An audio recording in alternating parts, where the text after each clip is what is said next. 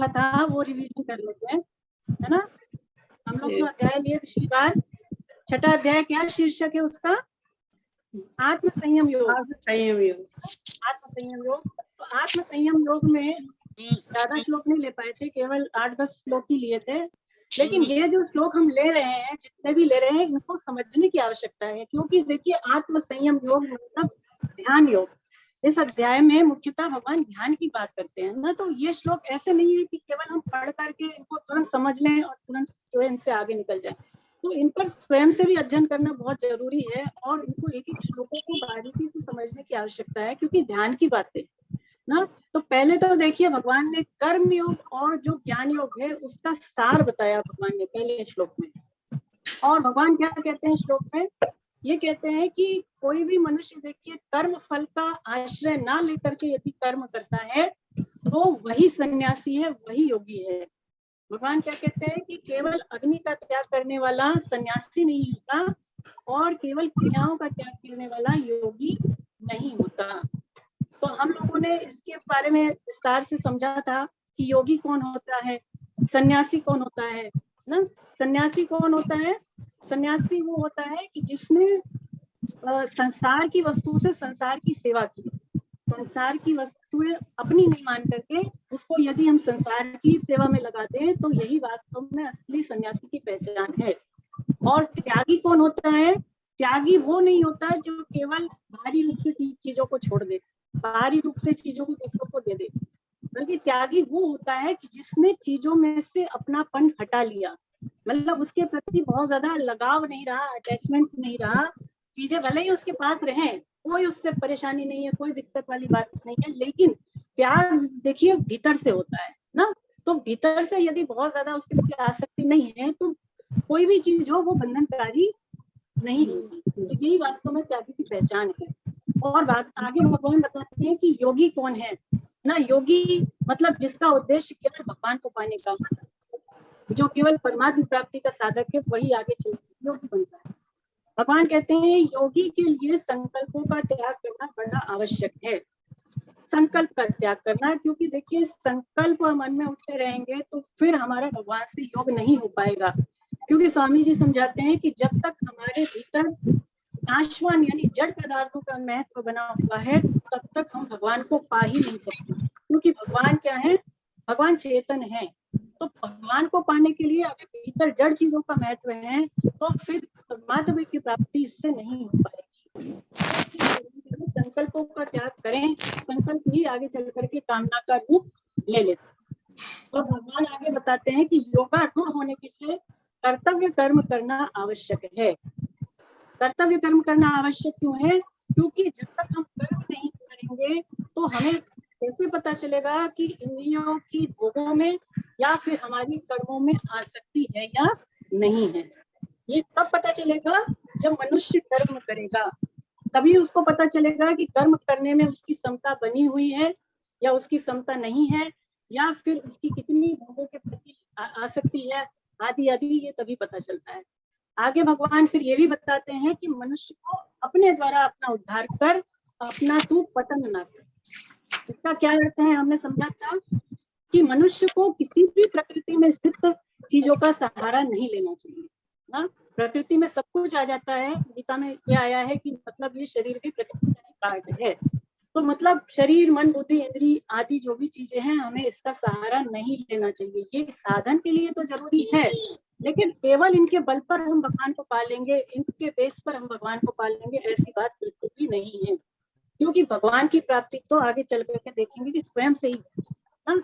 तो जड़ चीजों का सहारा नहीं लेना ही और अपने आप का उद्धार करने के लिए आवश्यक है। भगवान कहते हैं कि जिसने अपने आप से अपने आप को जीत लिया वो आप ही अपना बंधु है, और जिसने अपने आप से अपने आप को नहीं जीता वो आप ही अपना शत्रु। अपने आप से अपने आप को जीतने का क्या अर्थ है? कि हमें किसी भी चीज की सहायता नहीं लेनी चाहिए। अपने आप के उद्धार के लिए, अपने को ऊंचा उठाने के लिए यदि हम किसी भी चीज के ऊपर डिपेंड हो जा रहे हैं, सहायता लेना मतलब निर्भर है, हम ये सोचे कि इसके बिना तो भगवान मिल ही नहीं सकते, ऐसा नहीं होना चाहिए ना। ऐसा बिल्कुल भी नहीं है। क्योंकि देखिए भगवान की प्राप्ति में भाव की महत्वता है, और मनुष्य के जो भाव होते हैं स्वामी जी कहते हैं वही उसके अपने हैं। बाकी सारी चीजें उससे बिछड़ने वाली है ना। तो भाव से ही भगवान मिलते हैं, हमारा जो खुद का संकल्प है, दृढ़ निश्चय से ही भगवान मिलते हैं। और यदि हम इन चीजों को जो प्रकृति में स्थित हैं, जैसे पहले चर्चा हुई, शरीर आदि चीजें, उनकी सहायता लेंगे, भगवान को पाना चाहेंगे, तो भगवान कहते हैं यही अपने आप को पराजय करना है और यही अपने आप में शत्रुता का व्यवहार करना है। शत्रुता का व्यवहार कैसे करते हैं हम? यदि हम अपने भीतर बहुत ज्यादा विकार लाते हैं, जैसे हर्ष, शोक आदि, क्रोध, है ना, आदि आदि जितनी भी ऐसी चीजें हैं जो हमें विचलित करती हैं, यदि ये चीजें हमारे यही हम अपने साथ हित करते हैं, अपने साथ शत्रुता का व्यवहार करते हैं। तो समता रहे, राग द्वेष न रहे, तो हम आप ही अपने बंधु हैं और हम अपने आप से अपने आप पर विजय भी पा लेते हैं। भगवान कहते हैं ऐसे जो मनुष्य है जिसने अपने आप से अपने आप पर विजय प्राप्त कर ली, उसको भगवान नित्य प्राप्त है, उसको भगवान नित्य प्राप्त ही है। देखिए ऐसे व्यक्ति की क्या पहचान बताई भगवान ने, कि ऐसा जो व्यक्ति होता है वो चाहे सुख हो, चाहे दुख हो, चाहे मान हो, चाहे अपमान हो, चाहे शीत हो, चाहे उष्ण हो, वो उन सब में समबुद्धि वाला होता है ना। तो उसकी में समता देखिए सदैव बनी रहती है। भगवान को जो प्राप्त कर लिया मनुष्य, उसकी पहचान यही है कि उसकी समता किसी भी स्थिति में विचलित नहीं होती, वो सदैव जो है वो बनी की बनी रहती है। और आगे फिर भगवान ने ये बताया कि देखिए जो समबुद्धि वाला साधक होता है वो सारे पदार्थों में भी समता रखता है ना। समबुद्धि वाला जो योगी है, भगवान कहते हैं कि मिट्टी के ढेले में, सोने में, पत्थर में वो कैसा होता है, वो समबुद्धि वाला, यानी उसको ज्ञान तो रहता है उन चीजों का, लेकिन उन चीजों की प्राप्ति अप्राप्ति में उसको कोई फर्क नहीं पड़ता। भगवान कहते हैं कि व्यक्तियों में भी ऐसा व्यक्ति सम रहता है, पहले पदार्थों में समता, और फिर भगवान कहते हैं कि व्यक्तियों में भी वो सम रहता है। यानी कि उसके सामने कैसा ही व्यक्ति आ जाए, चाहे कोई बहुत बड़ा महात्मा आ जाए, चाहे कोई बहुत बड़ा पापी व्यक्ति आ जाए, भगवान कहते हैं उसका मित्र आ जाए, उसका वैरी आ जाए, तो भी वो उनमें कैसा रहता है, समबुद्धि वाला ही रहता है, ये उसकी पहचान है ना। तो समता बहुत बड़ी चीज है, गीता में समता की चर्चा लगभग हर अध्याय में भगवान करते हैं। और देखिए आगे चल करके फिर भगवान ध्यान योग की बातें शुरू करते हैं। ध्यान की बातें हमने ज्यादा नहीं ली, केवल एक ही श्लोक लिया। तो भगवान उसमें क्या बताते हैं, ध्यान के लिए सबसे ज्यादा जरूरी चीज अपरिग्रह है। भगवान कहते हैं कि भोग बुद्धि से पदार्थों का सेवन न करें, क्योंकि अगर भोगों का महत्व होगा ध्यान करते समय तो ध्यान नहीं होगा, परमात्मा में हमारा मन नहीं लग पाएगा। स्वामी जी समझाते हैं कि बाहर से तो भोग वाली चीजों के संग्रह का त्याग करना है और भीतर से उनकी कामना का त्याग करना है। भीतर से उनके प्रति यदि आसक्ति है, कामना है, तो भी हमारा ध्यान भगवान में नहीं लग पाएगा, मन बार बार उसी तरफ डाइवर्ट होगा ध्यान के समय। तो इसीलिए इन चीजों का हमें त्याग करना है, और जिसका उद्देश्य केवल भगवान को पाने का है, सिद्धियां प्राप्त करने का नहीं है, स्वामी जी कहते हैं वही योगी है, वही ध्यान योग का अधिकारी माना गया है। आगे भगवान ने ये भी बताया कि ध्यान के लिए सबसे जरूरी चीज ये भी है कि साधक एकांत में रह करके ध्यान करे, है ना। भगवान कहते हैं कि एकांत जरूरी है। एकांत में जितना हमें साधन करने में लाभ मिलता है, उतना वैसे तो देखा जाए सामूहिक रूप से नहीं मिलता। सामूहिक रूप से संकीर्तन करें अथवा भजन करें तब तो लाभ है, लेकिन अगर आप पब्लिक प्लेस पे बैठे, बहुत ज्यादा जरूरी नहीं है कि आपका ध्यान भगवान में लग जाए, नहीं लग पाता है, बीच बीच में डाइवर्ट होता ही है। तो जितना ज्यादा एकांत साधक को मिलता है, तो वो ये माने कि उसके ऊपर बहुत बड़ी भगवान की कृपा है ना। साधन में एकांत का मिलना बहुत बड़ी ईश्वर की कृपा है। तो ध्यान योगी जो होता है वो एकांत में ही ध्यान कर सकता है, उसके लिए वही श्रेष्ठ है। क्योंकि स्वामी जी कहते हैं दो लोग मिलकर के ध्यान करेंगे तो बातचीत होगी, आपस में जो है एक दूसरे के प्रति अटैचमेंट होगा, इसलिए ध्यान योगी जो है, जिसको ध्यान करने में सफलता चाहिए, एकाकी प्रवृत्ति का होना चाहिए। चलिए अब जो है आगे बढ़ते हैं, देखते हैं भगवान ध्यान योग के बारे में और क्या क्या बातें बताते हैं। 11वें श्लोक से हम लोग आगे बढ़ते हैं, तो इसको पढ़ेंगे अब। तो कोई भी एक साधक, देखिए कुछ साधकों ने अपने नाम दिए हैं जो श्लोक पढ़ना चाहते हैं। मैं पहले पारिक जी को रिक्वेस्ट करूंगी कि वो अनम्यूट करें।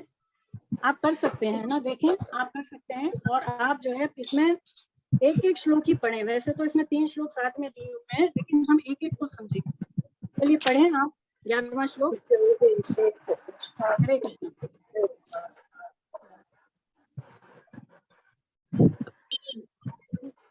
उमा जी पढ़े?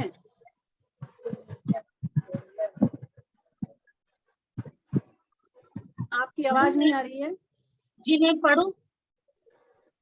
हाँ पढ़िए। 11वां। हाँ 11वां पढ़िए। शुद्ध भूमि पर जिस पर कुश मृगशाला और वस्त्र बिछे हैं, जो न अत्यंत ऊंचा है और न अत्यंत नीचा है, ऐसे अपने आसन को स्थिर स्थापन करके उसके ऊपर बैठकर चित्त और इंद्रियों को वश में रखते हुए मन को एकाग्र करके अंतःकरण की शुद्धि के लिए ये योग अभ्यास करे। आपने 2 पढ़ दिए, चलिए कोई बात नहीं, पहले हम एक एक को समझते हैं। हरे कृष्णा, बहुत बढ़िया है ना, बहुत अच्छा पढ़ा आपने, बहुत बहुत बहुत आभार। तो यहाँ पर भगवान देखिए ध्यान के लिए अब आगे क्या बताते हैं। भगवान कहते हैं शुद्ध भूमि पर जिस पर क्रमशः कुशा, मृगशाला और तीसरी चीज वस्त्र ये बिछे हैं, जो अत्यंत न ऊंचा है न नीचा है, उसमें ऐसे आसन में अपने आप को स्थापित करें। तो देखिए एक एक चीज समझे। देखिए इसमें भगवान कह रहे हैं शुद्ध भूमि है ना, शुद्ध भूमि होनी चाहिए ध्यान करने के लिए। तो भूमि स्वामी जी कहते हैं 2 तरह से शुद्ध मानी जाती है। एक तो वो भूमि जो स्वाभाविक ही शुद्ध है। स्वाभाविक शुद्ध मतलब यानी हम किसी पवित्र स्थान में ध्यान करते हैं, जैसे मान लीजिए गंगा जी का किनारा है ना, तो वो स्वयं ही पवित्र है। और इसके अलावा यदि बरगद का पेड़ है, वट का वृक्ष है, नीम का पेड़ हुआ, आंवले का हुआ, इसके अलावा तुलसी का पौधा, तो इसके आसपास यदि बैठ करके ध्यान करते हैं तो बहुत अच्छा ध्यान में मन लगता है, ये बहुत श्रेष्ठ है। और एक वो जगह होती है जिसको हम स्वयं पवित्र करते हैं, पवित्र नहीं होती, पवित्र की जाती है, जैसे कि शुद्ध जल छिड़क करके, या फिर मिट्टी का लेप भी पहले आप देखें घरों में किया जाता था। तो इस तरह से भी हम भूमि को जो है शुद्ध करते हैं और उस पर फिर जो है ध्यान करना चाहिए। फिर यहाँ पर भगवान कह रहे हैं कुश। कुश देखिए वराह भगवान है ना, तो उनके रोम से प्रकट हुई, जो भगवान का वराह अवतार हुआ था तो उनके रोम से प्रकट हुई कुश, इसलिए वो पवित्र मानी गई है। फिर भगवान कह रहे हैं कि उसके ऊपर मृगशाला, तो मृगशाला वो लेनी चाहिए कि जिसको, जो मृग होता है उसको हम स्वयं नहीं मारे, जो स्वतः ही मर गया, यानी मारे हुए मृग का चर्म नहीं लेना चाहिए, जो मृग स्वतः मर जाए या किसी कारण मर जाए उसी मृग का चर्म लेना चाहिए। और स्वामी जी कहते हैं मृगशाला यदि नहीं मिलती है तो हमें ऊनी वस्त्र, ऊनी कंबल लेना चाहिए, क्योंकि देखिए ऊनी चीजें शुद्ध मानी गई है ना। तो मृगशाला नहीं मिले तो ऊनी कंबल बिछा सकते हैं, और ऊनी कंबल के ऊपर फिर भगवान जैसा कह रहे हैं कि वस्त्र बिछाएं। देखिए मृगशाला जो होती है, स्वामी जी कहते हैं मृगशाला में विद्युत शक्ति, जो पृथ्वी की शक्ति होती है उसको रोकने की भी क्षमता होती है ना। तो क्योंकि हम पृथ्वी में अगर बहुत देर बैठते हैं तो ऐसे यदि मिट्टी में बैठेगी तो धंसते चले जाते हैं, पृथ्वी में ऐसी वो मैग्नेटिक पावर होती है। तो उसको रोकने के लिए स्वामी जी कहते हैं मृगशाला जो है बहुत ज्यादा उपयोगी है, तो उसको बिछाएं। और उसके भी रोम हमें नहीं चुभे, मृगशाला के भी जो रोए होते हैं वो चुभते हैं, तो इसके लिए हमें उसके ऊपर कोमल वस्त्र बिछाना चाहिए और फिर ध्यान करना चाहिए। अगली चीज भगवान कह रहे हैं कि स्थान जो है वो ज्यादा ऊंचा भी नहीं होना चाहिए, ज्यादा नीचा भी नहीं होना चाहिए। देखिए बहुत ऊंचे आसन पर बैठ करके यदि हम ध्यान करते हैं तो क्या होता है, कभी कभी ध्यान करते समय नींद आ जाती है, और यदि नींद आ गई तो हो सकता है हम नीचे गिर जाएं ध्यान करते समय, और हमें चोट भी लग सकती है। इसीलिए जो ध्यान करने का आसन है वो बहुत ज्यादा ऊंचा नहीं होना चाहिए, बहुत ज्यादा नीचा भी नहीं होना चाहिए। नीचा क्यों नहीं होना चाहिए? यदि बहुत ज्यादा नीचा होगा आसन तो क्या होगा कि चींटियां हमारे ऊपर चढ़ सकती हैं। चींटी और छोटे छोटे जंतु होते हैं पृथ्वी पर रेंगते हैं जो, वो भी हमारे ऊपर चढ़ सकते हैं। इसलिए स्वामी जी कहते हैं ध्यान का आसन ना ज्यादा ऊंचा हो और ज्यादा ना हो नीचा हो। फिर भगवान कह रहे हैं कि जो अपने आसन पर बैठ करके ध्यान करते हैं, अपने आसन, तो ध्यान करने वाले के लिए जरूरी है कि वो आसन स्वयं का ले। तो आसन जो है वो हमेशा स्वयं का ही होना चाहिए, क्योंकि स्वामी जी समझाते हैं कि यदि हम किसी दूसरे का आसन यूज करते हैं तो उसके जो परमाणु होते हैं वो उस आसन में भी आ जाते हैं। और इसके अलावा देखिए स्वामी जी बताते हैं कि जो अपने नाम जप होता है, माला होती है जो नाम जप की, वो भी हमें स्वयं की ही रखनी चाहिए। पूजा के पात्र हुए, पूजा के बर्तन होते हैं वो भी स्वयं के ही होने चाहिए। और स्वामी जी समझाते हैं कि शास्त्रों में तो यहाँ तक आया है कि आसन के अलावा हमें किसी के जूते, किसी के खड़ाऊ, किसी का कुर्ता, ये सारी चीजें भी यूज नहीं करना चाहिए। क्योंकि देखिए अगर हम किसी और के चीजों को यूज करते हैं तो उसके जो पाप और पुण्य रहते हैं उसका भाग भी फिर हमें भी बनना पड़ता है। इसीलिए हमेशा अपने नाम जप की माला रखें, अपना स्वयं का आसन रखें वगैरह वगैरह, जैसे स्वामी जी कह रहे हैं वो खुद का ही जो है लेना चाहिए। चलिए अब आगे बढ़ते हैं। जैसे भगवान अब 12वें श्लोक में क्या कह रहे हैं कि उस आसन पर बैठ करके चित्त और इंद्रियों की क्रियाओं को वश में रखते हुए मन को एकाग्र करके अंतःकरण की शुद्धि के लिए योग का अभ्यास करना, है ना, योग का अभ्यास करना। तो देखिए यहाँ पर भगवान फिर से आसन का नाम ले रहे हैं इस श्लोक में 12वें में। तो आसन कई तरह के होते हैं। आसन जैसे सिद्धासन होता है, पद्मासन होता है, सुखासन होता है, ऐसे ही योग करने के अलग अलग आसन माने गए हैं। तो जिस भी आसन में स्वामी जी कहते हैं कि आप कंफर्टेबल हो, जिस भी आसन में आप सुखपूर्वक बैठ सकें, आप उस आसन पर बैठ जाएं। और एक आसन पर जब आप बैठ जाएं तो फिर लगातार उसमें प्रयास करें कि आप 3 घंटे बैठे रहें। 3 घंटे लगातार बैठने का प्रयास करना चाहिए और इस बीच में शरीर को बिल्कुल भी हिलने डुलने नहीं देना चाहिए, बिल्कुल उसको वश में रखना चाहिए। अगर हम लगातार ऐसा करने में सफल हो पाते हैं तो स्वामी जी कहते हैं कि फिर हमारा जो मन है, हमारा जो प्राण है वो भी शांत होने लग जाते हैं। देखिए जो शरीर, मन की चंचलता, मन हमारा कैसा है, चंचल है ना। अगर मन चंचल होगा, मन की चंचलता यदि ध्यान के समय होगी तो वो शरीर को शांत नहीं रहने देगी। और यदि ध्यान के समय शरीर की चंचलता है, यानी शरीर में क्रियाएं हो रही हैं ध्यान के समय, तो फिर वो मन की चंचलता बनी रहेगी, फिर मन हमारा शांत नहीं होने पाएगा। तो इसीलिए जरूरी है कि ध्यान के समय आपका जो शरीर है वो आपके वश में रहे। भगवान यहाँ पर कह रहे हैं चित्त और इंद्रियों की क्रियाओं को वश में रखना। तो देखिए ये तभी हो पाएगा ध्यान के समय जब आप व्यवहार काल में भी चित्त और इंद्रियों की क्रियाओं को वश में रखेंगे। यानी कि जब आप संसारी काम धंधे करते समय भी आपका चित्त और आपकी इंद्रियां आपके वश में होंगी, कंट्रोल में होंगी, तभी स्वामी जी कहते हैं कि ध्यान के समय भी ये वश में हो पाएंगी। मन को एकाग्र करके ध्यान करना, मन को एकाग्र करके ध्यान करना, स्वामी जी यह भाव देते हैं कि साधक जब ध्यान करने बैठे तो उसको ऐसी भावना करनी चाहिए कि मैं तो केवल ध्यान योगी हूँ और मेरा काम केवल ध्यान करने का है, मेरे को संसार से मतलब नहीं है, मैं संसारी नहीं हूँ। ऐसा अपने आप को वो ध्यान योगी मान करके, ध्यान करने वाला मान करके ध्यान करे। और अगर इस बीच में किसी की तरफ से देखिए डिस्टरबेंस हो रहा है ना, तो मधुलता मैडम है ना, उनको मैंने म्यूट कर दिया। तो स्वामी जी समझाते हैं कि ध्यान करते समय मान लीजिए कि आपके अंदर संसारी चिंतन हो जाता है तो आप उसका अनुमोदन ना करें, यानी कि आप उसको पकड़े नहीं। वो संसारी चिंतन आता है और स्वयं ही चला जाता है ना, वो आएगा और वो नष्ट हो जाएगा। क्योंकि स्वामी जी समझाते हैं कि ऐसा नियम है कि जो चीज उत्पन्न होती है वो नष्ट भी होती है। तो अगर संसारी चिंतन हो जाए तो उसकी उपेक्षा कर दे, उसको जो आता है और स्वतः ही चला जाता है। भगवान करें अंतःकरण की शुद्धि के लिए योग का अभ्यास करें। अंतःकरण जो हमारा अशुद्ध हुआ है, स्वामी जी समझाते हैं कि ये संसारिक कामना से, संसारिक जो राग द्वेष है, हर्ष शोक जो विकार हैं, इनसे ही हमारा अंतःकरण अपवित्र हुआ है। पर जब हम केवल और केवल भगवान की प्राप्ति का उद्देश्य रखते हैं तो इसी को स्वामी कहते हैं ये अंतःकरण की शुद्धि कहलाता है।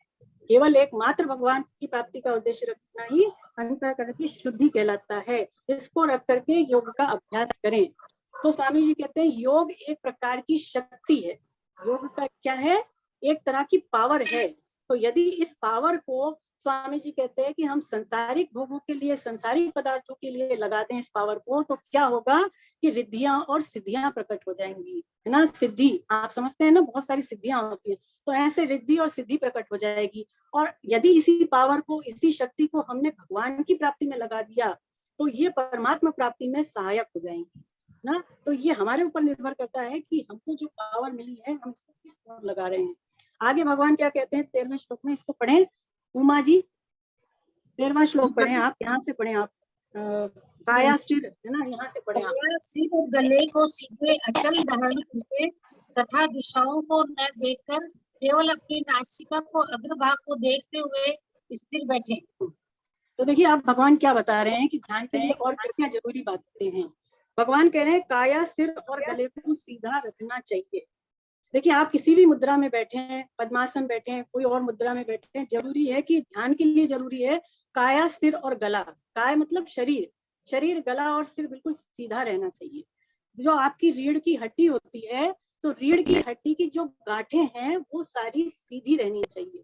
और स्वामी जी कहते हैं कि उसी दिशा में आपका गला और आपका सिर भी होना चाहिए।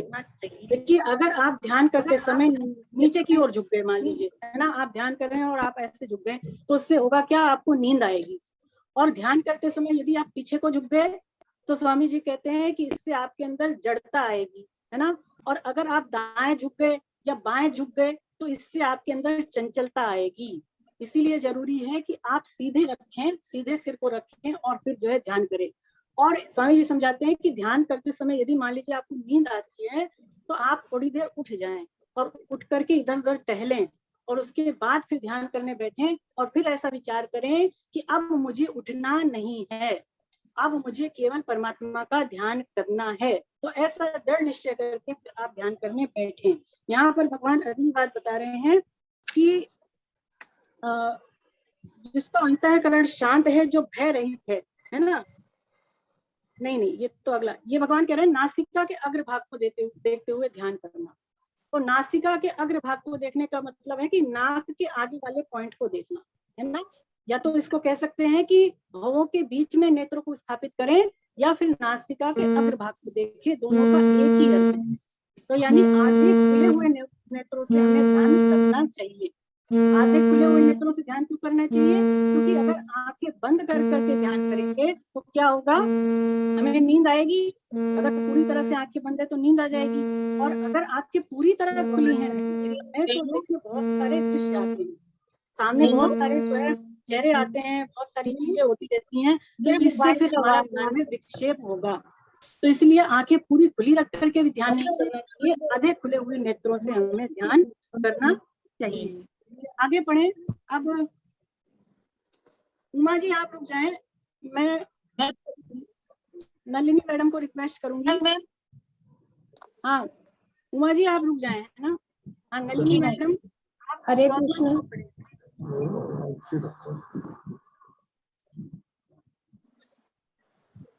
हरे कृष्ण मैम, हरे कृष्ण।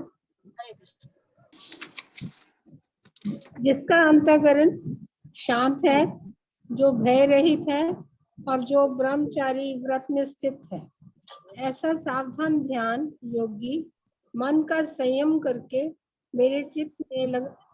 मेरे में चित्त लगाता हुआ मेरे परायण होकर बैठे।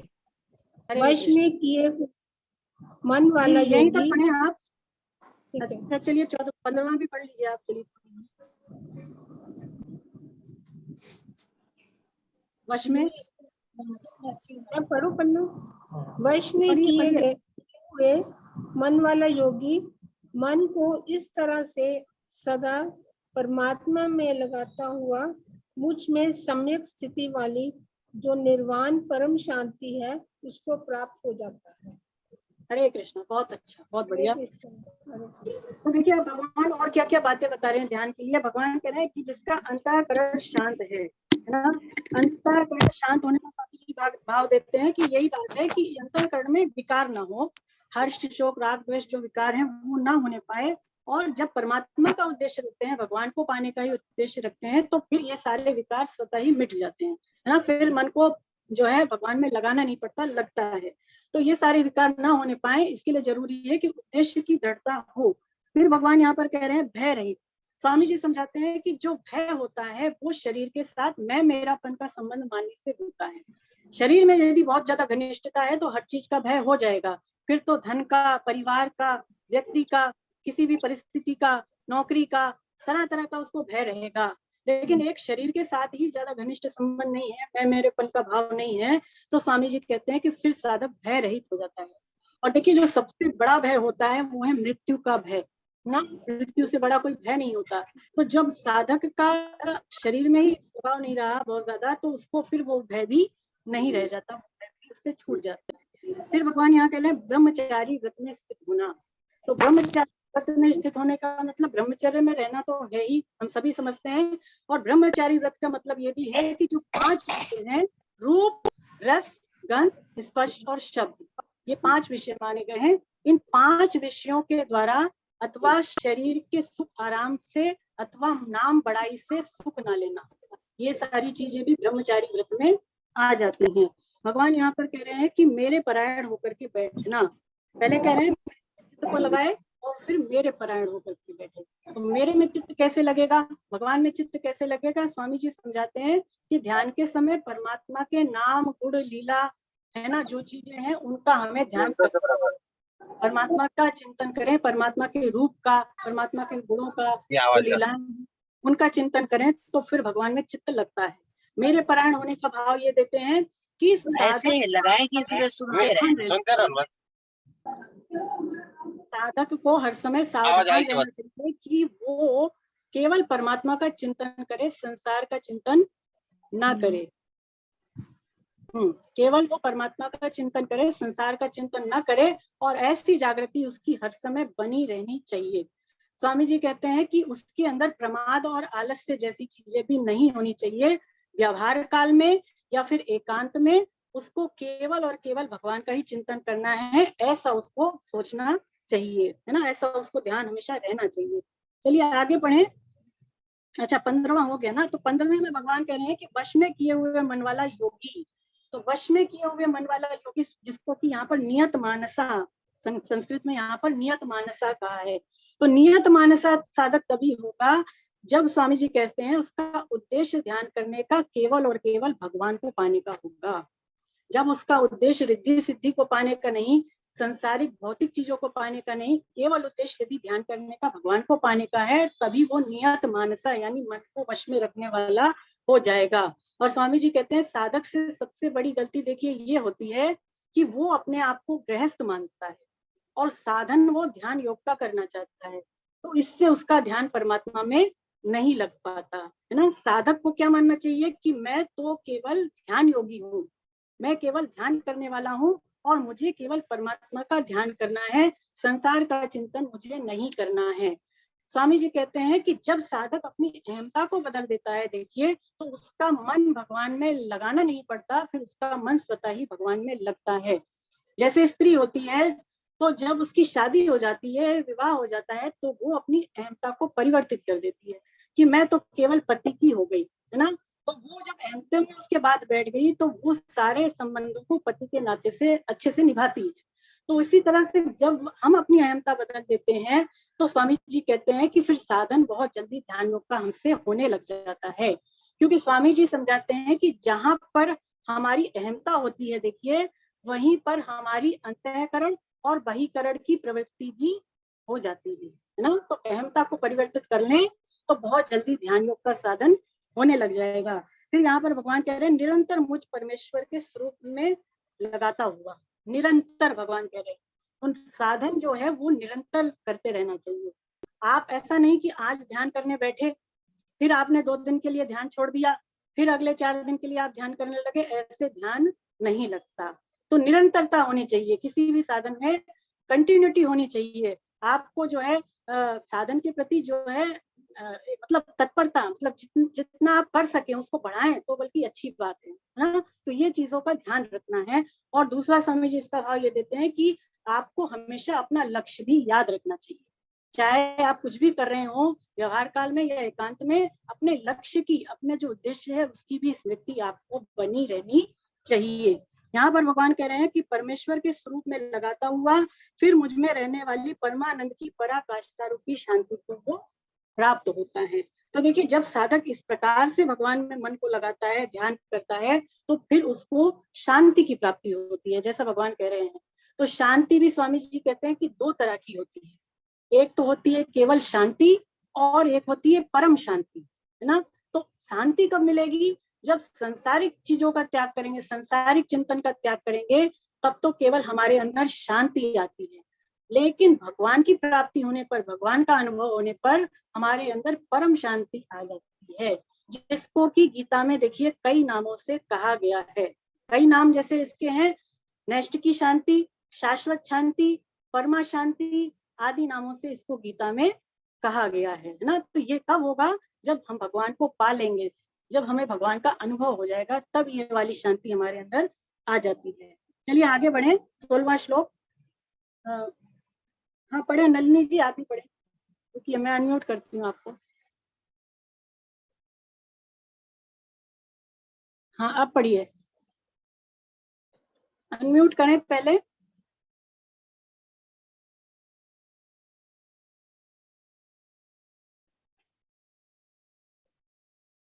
सोलवा और 17वां। नलिनी मैडम, हरे कृष्णा। हाँ पढ़िए। ठीक है।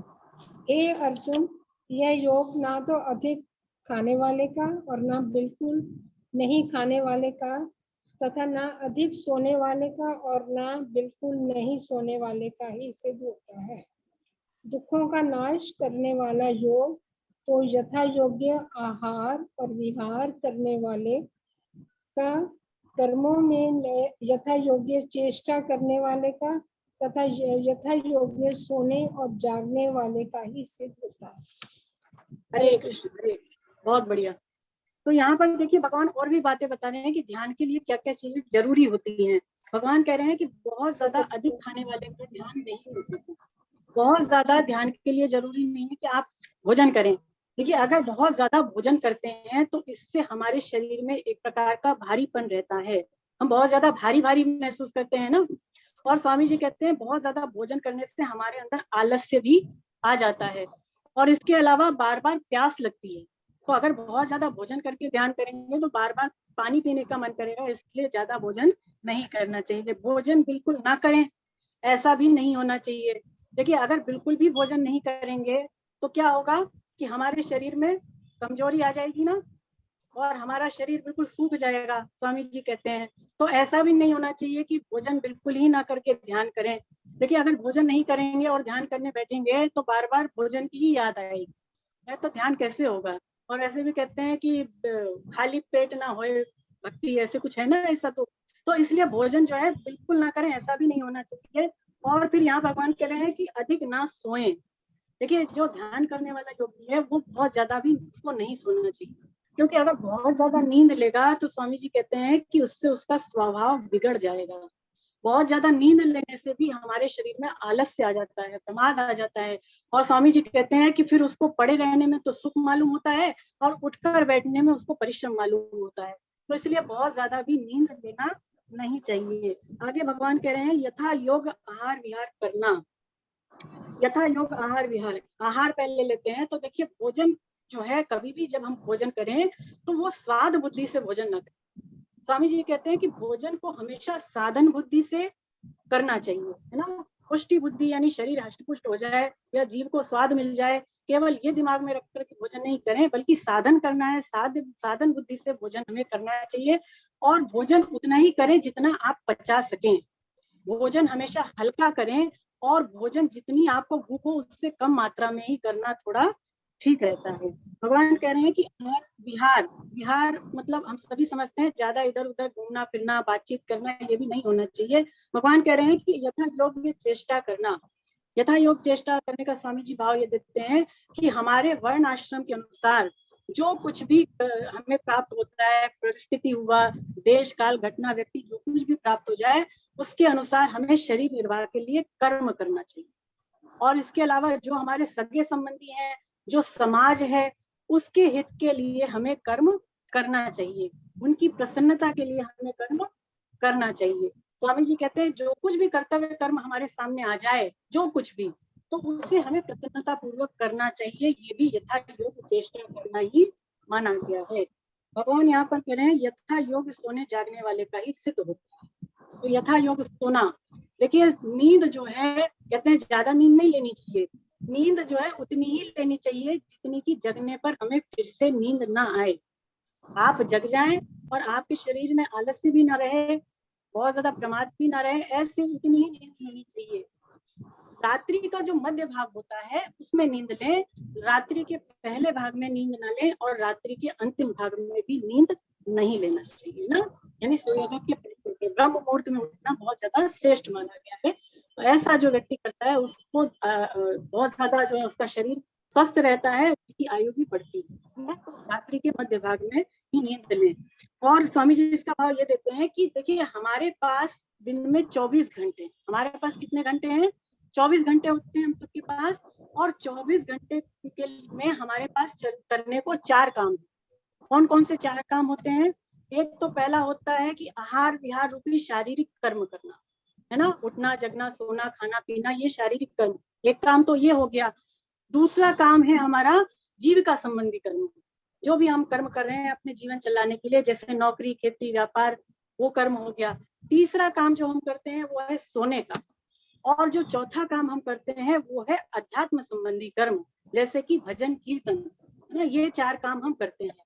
स्वामी जी कहते हैं कि हर काम के लिए हमें 6-6 घंटे मिल जाते हैं, हर काम के लिए 6-6 घंटे मिल जाते हैं, और इन 4 कामों को करने के लिए हम इनका 2 विभाग कर सकते हैं, इनको 2 भागों में डिवाइड कर सकते हैं। एक तो भाग है इसका उपार्जन का यानी कमाने का, और एक भाग है इसका खर्च करने का। एक भाग इसका किस लिए हो गया कि खर्च करते जा रहे हैं, व्यय करने का, और एक भाग उपार्जन यानी कि कमाने का।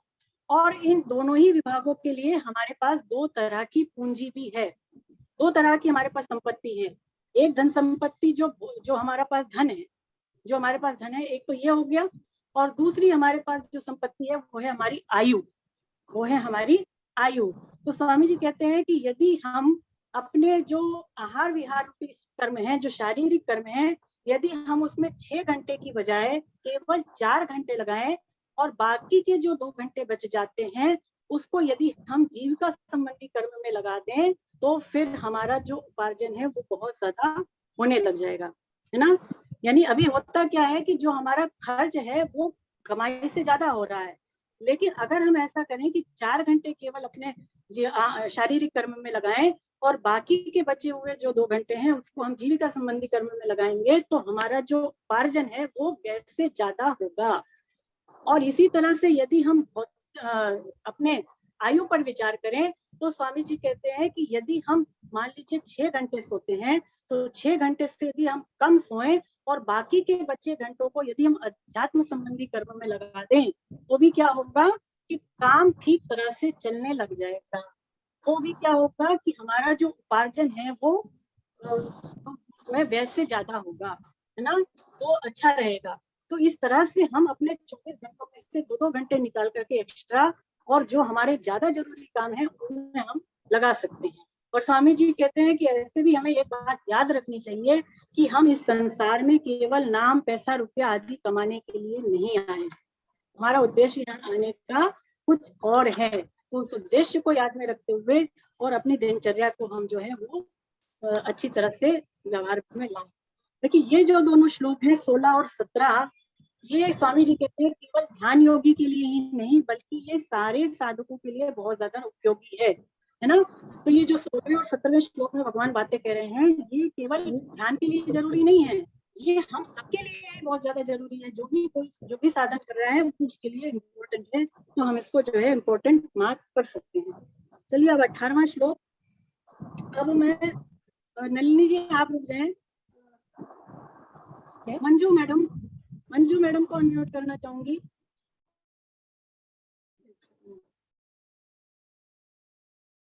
हाँ, आप अपने आप को अनम्यूट करें और 18वां श्लोक पढ़ेंगे। हरे कृष्णा मैम। हरे कृष्णा। हरे कृष्ण। यदा विनियतं चित्तम् आत्मन्येव अवतिष्ठते निःस्पृहः सर्वकामेभ्यो युक्त इति उच्यते तदा यथा दीपो निवातस्थो ने अंगते सोमपाव स्मृता योगिनो यच्चित्तस्य युञ्जतो योगमात्मनः। वश में किया हुआ चित्त जिस काल में अपने स्वरूप में ही स्थित हो जाता है और संपूर्ण पदार्थों से निष्प्रय हो जाता है, उस काल में वह योगी है। ऐसा कहा जाता है जैसे स्पंदन रहित वायु के स्थान में स्थित दीपक की लौ चेष्टा रहित हो जाती है। योग का अभ्यास करते हुए वश में किए हुए चित्त वाले योगी के चित्त की वैसी ही उपमा कही गई है। हरे कृष्ण। हरे कृष्ण। बहुत सुंदर, बहुत अच्छा आपने पढ़ा। आप संस्कृत का वाचन कर सकें जो साधक वो करें, और जो नहीं कर सकते वो केवल हिंदी अर्थ ही पढ़े, है ना। चलिए हरे कृष्ण। तो देखिए अब भगवान और क्या क्या बातें बता रहे हैं ध्यान के लिए। अत्यंत वश में किया हुआ चित्त, है ना, अत्यंत वश में किया हुआ चित्त। तो जो हमारा चित्त होता है देखिए, उसकी 5 अवस्थाएं मानी गई, 5 स्टेजेस है उसकी। पहली तो होती है मूढ़, दूसरी होती है क्षिप्त, तीसरी होती है विक्षिप्त, चौथी होती है एकाग्र, और 5वीं होती है निरुद्ध, है ना। तो स्वामी जी कहते हैं इसमें जो 2 अवस्थाएं हैं, पहली कौन सी, मूढ़ और एक क्षिप्त। तो मूढ़ और क्षिप्त अवस्था वाला जो योगी होता है, जो साधक होता है, वो योग का अधिकारी नहीं माना गया, है ना। जिसकी मूढ़ अवस्था है और जिसकी क्षिप्त है, वो योग का अधिकारी नहीं माना गया। और जिसका मन कभी स्वरूप में लगता है, यानी आत्मा में लगता है, और कभी स्वरूप में नहीं लगता है, ऐसा जो विक्षिप्त वृत्ति वाला जो साधक है, वो योग का अधिकारी माना गया है। स्वामी जी कहते हैं कि जब चित्त की वृत्ति एकाग्र हो जाती है, तब फिर हमारी सर्विकल समाधि होती है। चित्त जब एकाग्र होता है तो वो सर्विकल समाधि कहलाता है, और जब चित्त की अवस्था निरुद्ध हो जाती है तो फिर वो निर्विकल समाधि कहलाती है। निर्विकल समाधि, यहाँ पर जो भगवान कह रहे हैं चित्त अत्यंत वश में किया हुआ, मतलब चित्त की सर्विकल्प समाधि, चित्त की सर्विकल्प समाधि। और जो योगी भगवान नाम ले रहे हैं, योगी कब होगा, जब उसकी निर्विकल समाधि हो जाएगी, निर्विकल समाधि, है ना। तो यहाँ पर स्वामी भगवान एक चीज और बोल रहे हैं, स्पृहा रहित, स्पृहा रहित। स्वामी जी कहते हैं कि जितने भी भोग वाली चीजें हैं, जब साधक उससे निष्प्रय हो जाता है, तभी वो स्पृहा रहित माना जाएगा। यानी भोग पदार्थ वाली चीजें आपको मिले अथवा नहीं मिले, उससे अगर आपको कोई फर्क नहीं पड़ रहा है, तभी आप बिल्कुल निष्प्रय कह जाएंगे। और ये दोनों बातें अगर हुई, तभी आप योगी माने जाएंगे। कौन कौन सी दोनों बातें, एक तो यदि आपका चित्त स्वरूप में स्थित हो जाए, आपका चित्त स्वरूप में लगने लग जाए। दूसरा कि आप भोगों से, पदार्थों से बिल्कुल निष्प्रय हो जाएं, तो फिर आप योगी माने जाएंगे। स्वामी जी समझाते हैं कि ऐसी बात नहीं है कि इतने दिनों में या इतने महीनों में या इतने वर्षों में आप योगी होंगे, ऐसी कोई टाइम लिमिटेशन नहीं है। जिस क्षण आपका चित्त निरुद्ध हो जाएगा और जिस क्षण आपकी भोगों के प्रति निष्प्रयता हो जाएगी, उसी क्षण आप योगी कहलाएंगे, है ना। ऐसा कोई इसमें बाउंडेशन नहीं है, कोई लिमिटेशन नहीं है। ये दोनों कंडीशन यदि पूरी कर लेते हैं तो आप योगा युक्त कहलाएंगे। भगवान अगली बात कह रहे हैं कि वायु रहित, जैसे दीपक स्पंदन रहित वायु में जैसे दीपक चलायमान नहीं होता, वैसे ही परमात्मा के ध्यान में लगे हुए योगी के चित्त की भी वही उपमा कही गई है।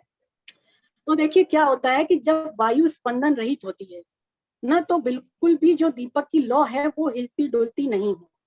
अगर हवा नहीं चलेगी तो जो दीपक की लौ है, हम देखते हैं वो बिल्कुल सीधी रहती है, वो इधर उधर नहीं भागती है। लेकिन जब हवा चलती है, वायु स्पंदन वाली होती है, तो क्या होता है, वो इधर उधर भागती है।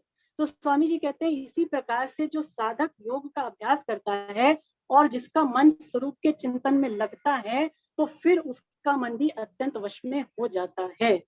फिर उसका जो मन है देखिए, वो इधर उधर नहीं भागता, वो केवल स्वरूप का चिंतन करता है और बिल्कुल भी इधर उधर का चिंतन वो नहीं कर पाता, है ना।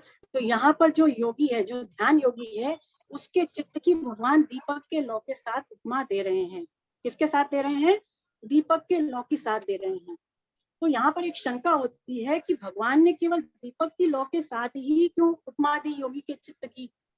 भाई और भी तो पदार्थ होते हैं, जैसे मान लीजिए पहाड़ है या पर्वत है, तो पहाड़ कैसा होता है, बिल्कुल स्थिर होता है ना, बिल्कुल अचल होता है। तो भगवान चाहते तो पहाड़ जैसी जो स्थिर वस्तुएं हैं, जो अचल वस्तुएं हैं, उसके साथ भी तो भगवान उपमा दे सकते थे। तो भगवान ने दीपक की लौ के साथ ही उपमा क्यों दी, जबकि दीपक की लौ तो इधर उधर भागती है। तो स्वामी जी समाधान ये देते हैं कि देखिए, जो पहाड़ होता है, जो पर्वत होता है, उसका नेचर, उसका स्वभाव होता है स्थिर रहने का, अचल रहने का, और वो प्रकाशहीन होता है। लेकिन दीपक की जो लौ होती है देखिए, वो चंचल होती है ना, वो चंचल होती है। तो इसी प्रकार से जो योगी का चित्त होता है, ध्यान योगी का, वो भी दीपक की लौ के समान चंचल है, वो भी चंचल है। इसीलिए भगवान ने योगी के चित्त की उपमा दीपक के लौ के साथ दी है। और दूसरी बात ये भी है कि जो दीपक की लौ होती है वो प्रकाशमान होती है, वो प्रकाश वाली होती है। इसी प्रकार जो ध्यान योगी होता है, तो जब वो ध्यान करता है तो उसकी परमात्मा में जागृति रहती है। स्वामी जी कहते हैं कि योगी के चित्त की परमात्मा तत्व में जागृति रहती है जब वो ध्यान करता है। और ये जो जागृति होती है देखिए, ये सुषुप्ति अवस्था से भी ज्यादा विलक्षण है। क्योंकि देखिए, जब सुषुप्ति अवस्था होती है हमारी, तब हमारी जो चित्त वृत्ति है वो अविद्या में लीन हो जाती है। तो हमें पता नहीं चलता है कि हम वास्तव में आत्मा है या नहीं है, हमें अपने आत्मा होने का बोध नहीं होता है। लेकिन जब योगी की समाधि लगती है, देखिए, तब उसकी परमात्मा तत्व में जागृति रहती है, उसको ये पता रहता है कि मैं आत्मा हूँ। तो इसीलिए भगवान ने दीपक की लौ का दृष्टांत ही यहाँ पर योगी के लिए, ध्यान योगी के चित्त के लिए दिया है ना, ये कारण है। चलिए अब आगे बढ़ते हैं। अब आप जो है अगला श्लोक पढ़ें मंजू जी। यतो परमते चित्तम निरुद्धम योग सेवया यत चैवात्मानं आत्मानं पश्यन् यत चैवात्मनात्मानं पश्यन्नात्मानि तुष्यति सुखम आत्यंतिकं यत्तत् बुद्धिग्राह्यमतीन्द्रियं वेत्ति यत्र न चैवायं स्थितिः चलति तत्वतः।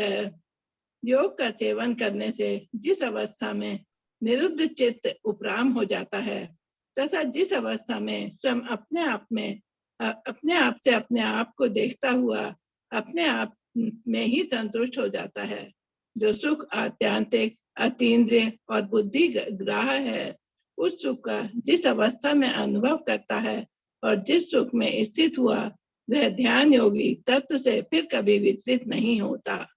हरे कृष्ण। बहुत बढ़िया, बहुत सुंदर। तो अब इन दोनों श्लोकों को भी समझिए, थोड़े समझने वाले श्लोक है ना, आपको थोड़ा इसमें जो है डेडिकेशन अपना रखना पड़ेगा, तभी समझ में आएंगी ये। तो यहाँ पर भगवान कह रहे हैं, देखिए पहली चीज कि जिस अवस्था में परमात्मा के ध्यान में जो है चित्त शुद्ध हो जाए, है ना, भगवान कह रहे हैं कि निरुद्ध चित्त जिस समय उपराम हो जाता है और जिस अवस्था में अपने आप से अपने आप को देखता हुआ, तो यहाँ पर चित्त की निरुद्ध अवस्था भगवान बताते हैं। तो स्वामी जी बताते हैं, देखिए इसका अर्थ कि जब ध्यान योगी ध्यान करने बैठता है तब उसकी ऐसी धारणा होनी चाहिए कि मुझे केवल भगवान का ध्यान करना है। और ऐसा ध्यान भगवान में ऐसा लक्ष्य लगा करके, मन लगा करके वो जब ध्यान करता है और इस बीच में यदि उसे संसार का चिंतन होता है, तो यदि हो भी जाए तो उसकी उपेक्षा कर दे और फिर लगातार जब भगवान में ही ध्यान लगाता जाता है तो उसका भगवान में ध्यान फिर लगने लग जाता है, भगवान में उसका मन लगने लग जाता है, जिसको ही ध्यान कहा। तो देखिए ध्यान करने वाले के सामने स्वामी जी कहते हैं पहले त्रिपुटी रहती है। त्रिपुटी क्या कि पहले ध्याता, ध्यान और ध्येय, ये तीन चीजें रहती हैं ध्यान करने वाले के सामने, ध्याता, ध्यान और ध्येय। तो जब तक ध्यान करने वाला अपने आप को ध्यानी मानता है यानी ध्याता मानता है, और जब उसकी जब चित्त में जो चित्त वो स्वरूप में लगा रहा है, यानी जो चित्त वो आत्मा में लगा रहा है, उस चिंतन रूपी वृत्ति को जब तक वो ध्यान मानता है और स्वरूप में चित्त लगने को जब तक वो ध्येय मानता है, तब तक वो केवल ध्यान ही कहलाता है, तब तक वो केवल ध्यान ही कहलाता है। लेकिन जब ध्यान करते करते ध्यान करने वाला अपने ध्यातापना को भूल जाता है और ये भी भूल जाता है कि मैं चिंतन रूपी ध्यान कर रहा हूँ और केवल ध्येय बच जाए, केवल जो साध्य रूपी जो उसका स्वरूप है केवल वो बच जाए, तब वो फिर जो है समाधि कहलाती है। तब वो क्या कहलाती है? समाधि कहलाती है। इसी को स्वामी जी कहते हैं, इस समाधि को संप्रज्ञात समाधि कहा है। ये समाधि संप्रज्ञात समाधि कहलाती है और इसका यदि लगातार अभ्यास करते जाते हैं तो फिर ये असंप्रज्ञात समाधि कहलाती है। और इसी असंप्रज्ञात समाधि को यहाँ पर भगवान चित्त की निरुद्ध अवस्था कहते हैं। चित्त की निरुद्ध अवस्था मतलब असंप्रज्ञात समाधि, है ना। और निरुद्ध अवस्था जो चित्त की है, देखिए वो भी दो तरह की होती है, एक तो होती है सबीज समाधि और एक होती है निर्बीज समाधि, है ना। तो समीज समाधि क्या होती है? समीज समाधि वो होती है, देखिए, कि जब योगी परमात्मा का ध्यान करता है, लेकिन अगर उसके अंदर संसार की भी सूक्ष्म कामनाएं बनी हुई हैं, परमात्मा को पाना तो चाह रहा है, भगवान में मन को लगाना चाह रहा है, लेकिन अगर संसारिक कामना, सूक्ष्म कामना भी उसके अंदर है, तो फिर वो समाधि सबीज समाधि कहलाती है। और सबीज समाधि में देखिए फिर रिद्धियां और सिद्धियां प्रकट होती हैं, रिद्धियां और सिद्धियां प्रकट होती हैं। ये रिद्धि और सिद्धि वैसे तो संसार की दृष्टि से बहुत ज्यादा अच्छी मानी गई हैं, ऐश्वर्य वाली मानी गई हैं, लेकिन वो परमात्मा दृष्टि से, अध्यात्म दृष्टि से वो विघ्न है, परमात्मा की प्राप्ति में वो बाधक है। तो यदि वो रिद्धियां और सिद्धियां जो उसको मिलती हैं समाधि में, यदि वो उससे भी उपराम हो जाता है, उसकी भी उपेक्षा कर देता है, तब उसकी फिर निर्बीज समाधि लगती है। और इसी निर्बीज समाधि को यहाँ पर निरुद्धम के नाम से भगवान कह रहे हैं, निरुद्धम, है ना। तो स्वामी जी कहते हैं मनुष्य जब ध्यान करता है, देखिए साधक जब ध्यान करता है तो उसको ध्यान में एक प्रकार का सुख मिलता है, उसको बहुत आनंद मिलता है। और यदि वो सुख का भोग ना करे, उस सुख की उपेक्षा कर ले, तो फिर क्या होगा कि फिर उसकी देखिए समाधि लगेगी। समाधि भी कौन सी? संप्रज्ञात समाधि, है ना। संप्रज्ञात समाधि में भी सुख मिलेगा, और अगर वो उस सुख की भी उपेक्षा करता है तो फिर उसकी असंप्रज्ञात समाधि लगती है। असंप्रज्ञात समाधि में भी एक विलक्षण आनंद मिलता है, और उस आनंद को भी यदि वो ठुकरा दे, उसकी भी यदि वो उपेक्षा कर दे, तो फिर उसकी सबीज समाधि लगती है। और सबीज समाधि में भी जो सुख मिलता है उसकी उपेक्षा करने पर निर्बीज समाधि लगती है। और निर्बीज समाधि में जो सुख मिलता है, जो कि बहुत ऊंचा सुख होता है, बहुत विलक्षण आनंद होता है, यदि साधक उसका भी भोग नहीं करे, उसमें भी यदि वो सुख नहीं लेता है, तो फिर वो अपने आप से अपने आप को अनुभव कर लेता है। फिर स्वामी जी कहते हैं कि वो फिर अपने परमात्मा को जान जाता है। फिर ऐसा जो साधक है वो परम शांति को प्राप्त कर लेता है ना। तो ये वही अवस्था, भगवान उसी अवस्था की बात कर रहे हैं कि चित्त की निरुद्ध अवस्था, मतलब निर्बीज समाधि में पहुंच जाना, और निर्बीज समाधि का भी सुख ना लेने से वो परम शांति की प्राप्ति हो जाती है। चलिए फिर भगवान यहाँ पर आके कह रहे हैं, इंद्रियों से अतीत केवल शुद्ध हुई सूक्ष्म बुद्धि के द्वारा ग्रहण करने योग्य जो अनंत आनंद है। अनंत आनंद क्या होता है? आत्यंतिक सुख क्या होता है? तो स्वामी जी बताते हैं कि सात्विक सुख से भी ज्यादा जो विलक्षण आनंद है। सात्विक सुख क्या होता है? सात्विक सुख स्वामी जी कहते हैं जो परमात्म विषयक बुद्धि की प्रसन्नता से हमें मिलता है, वो सात्विक आनंद कहलाता है। यानी कि हम भगवान की प्राप्ति का उद्देश्य बनाते हैं, और भगवान की प्राप्ति का उद्देश्य बुद्धि में बना करके जब उस लक्ष्य की ओर चलते हैं, तो फिर एक प्रकार का हमें सुख मिलता है, जो कि सात्विक सुख कहलाता है। और इस सात्विक सुख से भी यदि हम ऊंचा उठते हैं, इसका भोग नहीं करते, तो हमें आत्यंतिक सुख मिलता है, आत्यंतिक सुख मिलता है ना। तो उसकी चर्चा भगवान यहाँ पर कर रहे हैं। इंद्रियों से अतीत सुख, देखिए इंद्रियों से जो सुख मिलता है वो रजोगुण का सुख माना गया है। इंद्रियों से अतीत मतलब राजसी सुख, इंद्रियों से जो सुख लेते हैं वो सुख राजसी सुख माना गया है ना। यानी कि हम अपने नाम, रुपए, पैसे, धन आदि चीजों से सुख ले रहे हैं, तो वो राजसी सुख है। तो राजसी सुख से भी ज्यादा विलक्षण वो आत्यंतिक सुख है। स्वामी जी कहते हैं कि ये जो सुख जिसकी भगवान यहाँ पर चर्चा कर रहे हैं, ये इंद्रियों से अतीत तो है ही, इस सुख तक मन की पहुंच तो है ही नहीं, इंद्रियों की पहुंच तो है ही नहीं, मन की भी पहुंच यहाँ पर नहीं है। क्योंकि ये जो सुख भगवान यहाँ पर अनंत सुख की जो बात कर रहे हैं, ये मन और इंद्रियों से परे का सुख है। भगवान यहाँ पर कह रहे हैं कि सूक्ष्म बुद्धि द्वारा ग्रहण करने योग्य सुख, यानी ये तामस सुख से भी ज्यादा विलक्षण सुख है। देखिए जब मनुष्य तामसी सुख लेता है, तामसी सुख मतलब कि जब हम निद्रा, प्रमाद, आलस्य जैसी चीजों में लगते हैं, तो भी हमें एक तरह का सुख मिलता है ना। तो इन सुखों से भी यदि हम ऊंचा उठते हैं, तामसी सुख से भी यदि ऊंचा उठते हैं, तो फिर हमें ये आत्यंतिक सुख का अनुभव होता है। देखिए तामसी जो सुख है वो उसमें सुख तो मिलता है, लेकिन स्वामी जी कहते हैं कि उसमें हमारी बुद्धि लीन हो जाती है, हम मूढ़ हो जाते हैं, और हमारा विवेक उस समय जागृत नहीं रहता। लेकिन जब मनुष्य की समाधि लगती है, तब उसका देखिए विवेक जागृत रहता है, उसकी बुद्धि भी लीन नहीं होती। तो उस समय जो उसको सुख मिलता है, समाधि में जो सुख मिलता है, वो बहुत ज्यादा विलक्षण होता है। बुद्धि की भी वहां तक पहुंच नहीं है, स्थूल बुद्धि की वहां तक पहुंच ही नहीं है। क्यों? क्योंकि ये प्रकृति से परे की चीज है। देखिए मन हुआ, इंद्रियां हुई, बुद्धि हुई, तो ये मन, बुद्धि, इंद्रियों के द्वारा उस सुख को हम अनुभव कर ही नहीं सकते, क्योंकि ये जो सुख भगवान आत्यंतिक सुख, अनंत सुख की बात कर रहे हैं, ये प्रकृति से हटके है ना। प्रकृति की पहुंच के द्वारा नहीं हो सकती, स्वयं के द्वारा ही सुख का अनुभव किया जा सकता है, अपने द्वारा ही उस सुख के द्वारा को हम अनुभव कर सकते हैं। बाकी जैसे मन, बुद्धि और इंद्रियों की पहुंच वहां तक नहीं है। सूक्ष्म बुद्धि मतलब बुद्धि में केवल उसकी परछाई आती है। सूक्ष्म बुद्धि मतलब वो जो सुख है, केवल उसका हमें एक तरह से आभास होता है, वो मिलता नहीं है। स्वामी जी कहते हैं जैसे दर्पण में क्या हम सूर्य को ला सकते हैं? बताइए, शीशे में हम चाहें कि सूर्य आ जाए तो आएगा? नहीं आएगा। दर्पण में केवल सूर्य का बिंब आएगा, उसकी परछाई आ सकती है। उसी तरह से बुद्धि में देखिए वो सुख आ ही नहीं सकता, बुद्धि में केवल उस सुख का बिंब ही आता है, बुद्धि में केवल उसकी परछाई आती है। वो सुख हम शब्दों से नहीं पकड़ सकते, मन बुद्धि इंद्रियों से नहीं पकड़ सकते।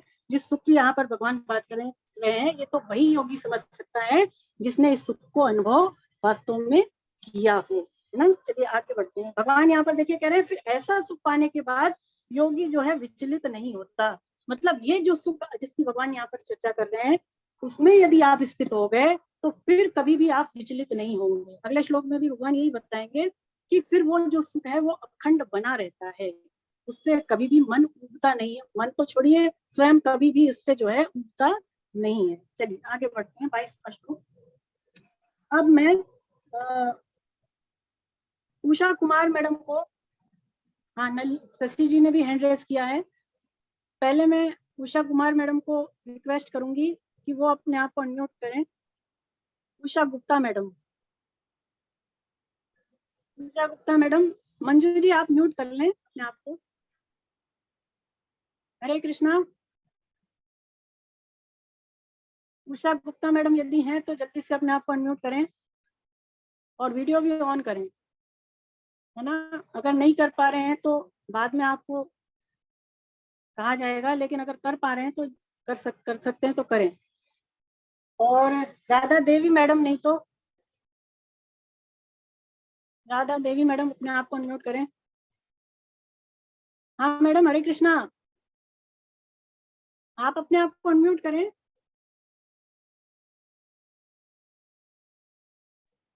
हरे कृष्णा।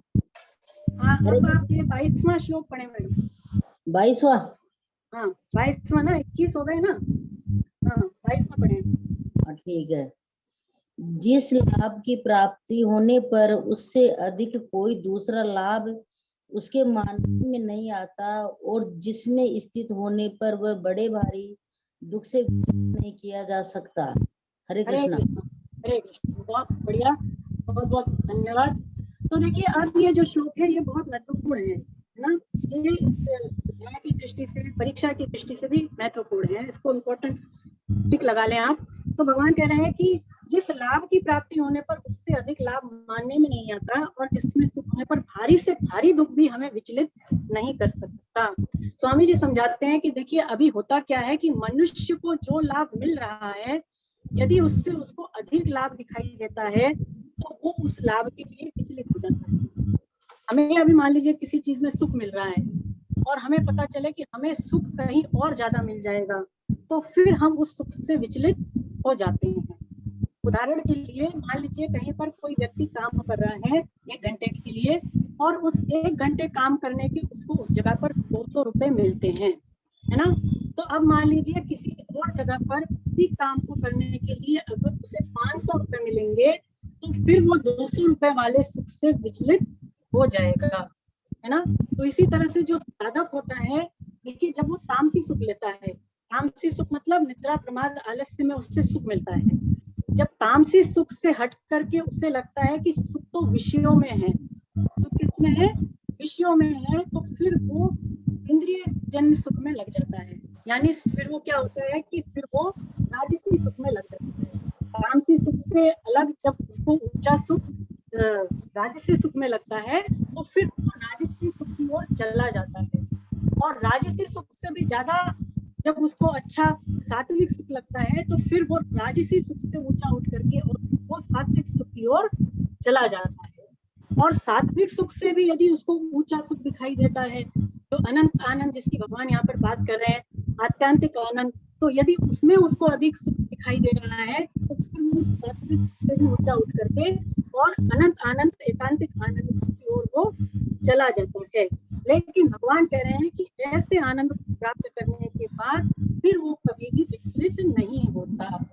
भगवान कह रहे हैं कि चाहे उसको कितना ही बड़े से बड़ा सुख मिल जाए, कितना ही उसको लाभ मिल जाए, कितनी उसकी हानि हो जाए, परंतु ये सुख पाने के बाद वो कभी भी विचलित नहीं होगा। स्वामी जी कहते हैं कि चाहे उसके शरीर को फांसी भी दे दी जाए, देखिए तब भी इस स्थिति में अगर वो पहुंच गया, इस सुख को उसने चख लिया, तो फिर वो कभी भी विचलित नहीं होगा, है ना। तो ऐसी स्थिति में हमें पहुंचना है। स्वामी जी कहते हैं कि ये वाला जो श्लोक है 22वां श्लोक, ये संपूर्ण साधनों का सार है एक प्रकार से। जितने भी भगवान ने अभी तक बातें बताई उन सब साधनों की ये कसौटी है। साधक को अपनी स्थिति को समझने के लिए ये श्लोक बहुत ज्यादा उपयोगी है। तो स्वामी जी कहते हैं जब तक यहाँ पर वर्णित सुख को हम नहीं प्राप्त कर लेते तब तक ये मानना चाहिए कि हमारी जो साधना है अभी तक अधूरी है। हमारी साधना क्या है, अभी तक पूरी हुई नहीं, और उसको पूरी मान करके हम बीच में ही जो है छोड़ने की गलती ना कर बैठे। देखिए ये सुख जब तक, जिसकी भगवान यहाँ पर चर्चा कर रहे हैं, इस स्टेज तक जब तक हम नहीं पहुंच जाते तब तक हमें साधन में लगे रहना है, अपने साधन में ढिलाई नहीं रखनी है ना। तो साधन करते रहेंगे तो ये स्थिति आ जाएगी कि वो जो परम आनंद है, अनंत आनंद है, उसको हम प्राप्त कर सकते हैं, क्योंकि मनुष्य मात्र ही इसका अधिकारी है। स्वामी जी कहते हैं कि जहाँ पर दुखों का लेश मात्र भी नहीं है, यानी दुख का 1% भी जहाँ पर दुख है ही नहीं, और जहाँ पर लाभ की कोई कमी ही नहीं है, जहाँ पर लाभ ही लाभ है, ऐसे विलक्षण पद को मनुष्य मात्र प्राप्त कर सकता है। लेकिन मनुष्य भोगों में फंस करके, पदार्थों में फंस करके और अपना अनर्थ कर लेता है। तो इसका हमें ध्यान रखना है कि जहाँ जब तक भगवान ये जो सुख है इसकी चर्चा कर रहे हैं, हम यहाँ तक नहीं पहुंच जाएं, तब तक अपना साधन करते जाएं और अपने साधन में श्रद्धा और तत्परता भी रखते जाएं। चलिए आगे बढ़ते हैं। 23वां श्लोक पढ़े आप राधा देवी मैडम। हरे कृष्णा। हरे कृष्णा। जिसमें दुखों के संयोग का वियोग है उसी को योग नाम से जानना चाहिए। वह योग जिस ध्यान योग का लक्ष्य है उस ध्यान योग का अभ्यास न उकताए हुए चित्त से निश्चय पूर्वक करना चाहिए। हरे कृष्णा। हरे कृष्णा। तो देखिए अब इसको समझे, भगवान कह रहे हैं कि जिसमें दुख के संयोग का ही वियोग है। दुख के संयोग का वियोग का क्या अर्थ है? तो यहाँ पर शरीर संसार को ही दुख रूप से कहा है। दुख का मतलब यहाँ पर क्या निकलता है? शरीर और संसार। स्वामी जी समझाते हैं कि जिसके साथ हमारा संबंध नहीं था और कभी हो सकता नहीं, ऐसे दुख रूप शरीर संसार के साथ संबंध मान लेना ही दुख संयोग है। दुख संयोग मतलब शरीर संसार के साथ घनिष्ठ संबंध मान लेना ही दुख संयोग कहलाता है। और स्वामी जी कहते हैं कि ये दुख संयोग केवल हमारा बनाया हुआ है, हमारा बनाया हुआ है, ये है नहीं। और यदि हम चाहें तो इस दुख संयोग का वियोग कर सकते हैं, है ना, चाहे तो हम इसका वियोग कर सकते हैं। स्वामी जी कहते हैं कि यहाँ पर दुख रूप संसार के सर्वथा वियोग को ही योग कहा है। योग की परिभाषा यहाँ पर क्या आई है कि दुख रूप संसार के वियोग को ही भगवान यहाँ पर योग कह रहे हैं। देखिए संसार जो है वो उसका तो आरंभ और अंत होता है। संसार कैसा है हम सभी जानते हैं ना, संसार कैसा है, परिवर्तनशील है, नाशवान है। तो संसार का तो आरंभ और अंत होता है, लेकिन स्वयं का जो संजोग है वो तो नित्य ही है। मतलब हम क्या है, हम आत्मा है। तो आत्मा कभी अपना जो है ना घटती है, ना बढ़ती है, ना नष्ट होती है, ना उत्पन्न होती है। तो यही स्वामी जी कह रहे हैं कि स्वरूप का संबंध तो नित्य ही है, स्वरूप का कभी वियोग हो नहीं सकता और इसका कोई आरंभ और अंत भी नहीं होता। यह परिवर्तनशील पदार्थों से भी नहीं होता, है ना, और ये उनकी तरह उत्पन्न और नष्ट भी नहीं होता। पदार्थों से संबंध विच्छेद करने से ये होता है। यानी कि आत्मा जो है देखिए इन सबसे निर्लिप्त है। स्वामी जी के कहने का भाव यही है कि आत्मा इनसे निर्लिप्त है। लेकिन जब आत्मा घनिष्ठ संबंध मान लेती है शरीर संसार से, तो फिर क्या होता है कि दुख उसको झेल लेती है ना, सार बात ये है। तो स्वामी जी आगे बताते हैं कि देखिए ये जो योग जिसकी भगवान यहाँ पर बात कर रहे हैं कि योग की प्राप्ति तभी होगी जब हमारा दृढ़ निश्चय होगा। देखिए दृढ़ निश्चय जीवन में बहुत आवश्यक है। हमने आपको एक टॉपिक भी दिया था कि दृढ़ निश्चय के ऊपर आप जो है नोट्स बनाएं, अपने विचार व्यक्त करें और उसको कक्षा में शेयर करें। तो जीवन में दृढ़ निश्चय का होना क्यों आवश्यक है? देखिए योग यानी भगवान की प्राप्ति तभी होगी जब उद्देश्य दृढ़ होगा। स्वामी जी कहते हैं कि चाहे कितने ही प्रलोभन आ जाएं, कितनी ही हमारे जीवन में बाधाएं आ जाएं, वो दृढ़ निश्चय जो हमने बनाया है उसको हमें कभी भी छोड़ना नहीं है, है ना। तो ये आप ध्यान रखें। भगवान यहाँ पर कह रहे हैं कि ना उकताए हुए चित्त से योग का अभ्यास करें। ना उकताए हुए चित्त से मतलब ऐसा नहीं होना चाहिए कि अब मुझे इतना समय लग गया, मैंने इतना ज्यादा पुरुषार्थ कर लिया, पर अभी तक तो मुझे कोई सिद्धि की प्राप्ति हुई नहीं। ऐसा आपके अंदर विचार, ऐसा उकताना आपको नहीं चाहिए। तो योग की परिभाषा देखिए गीता में कई तरह से आई है। कैसे?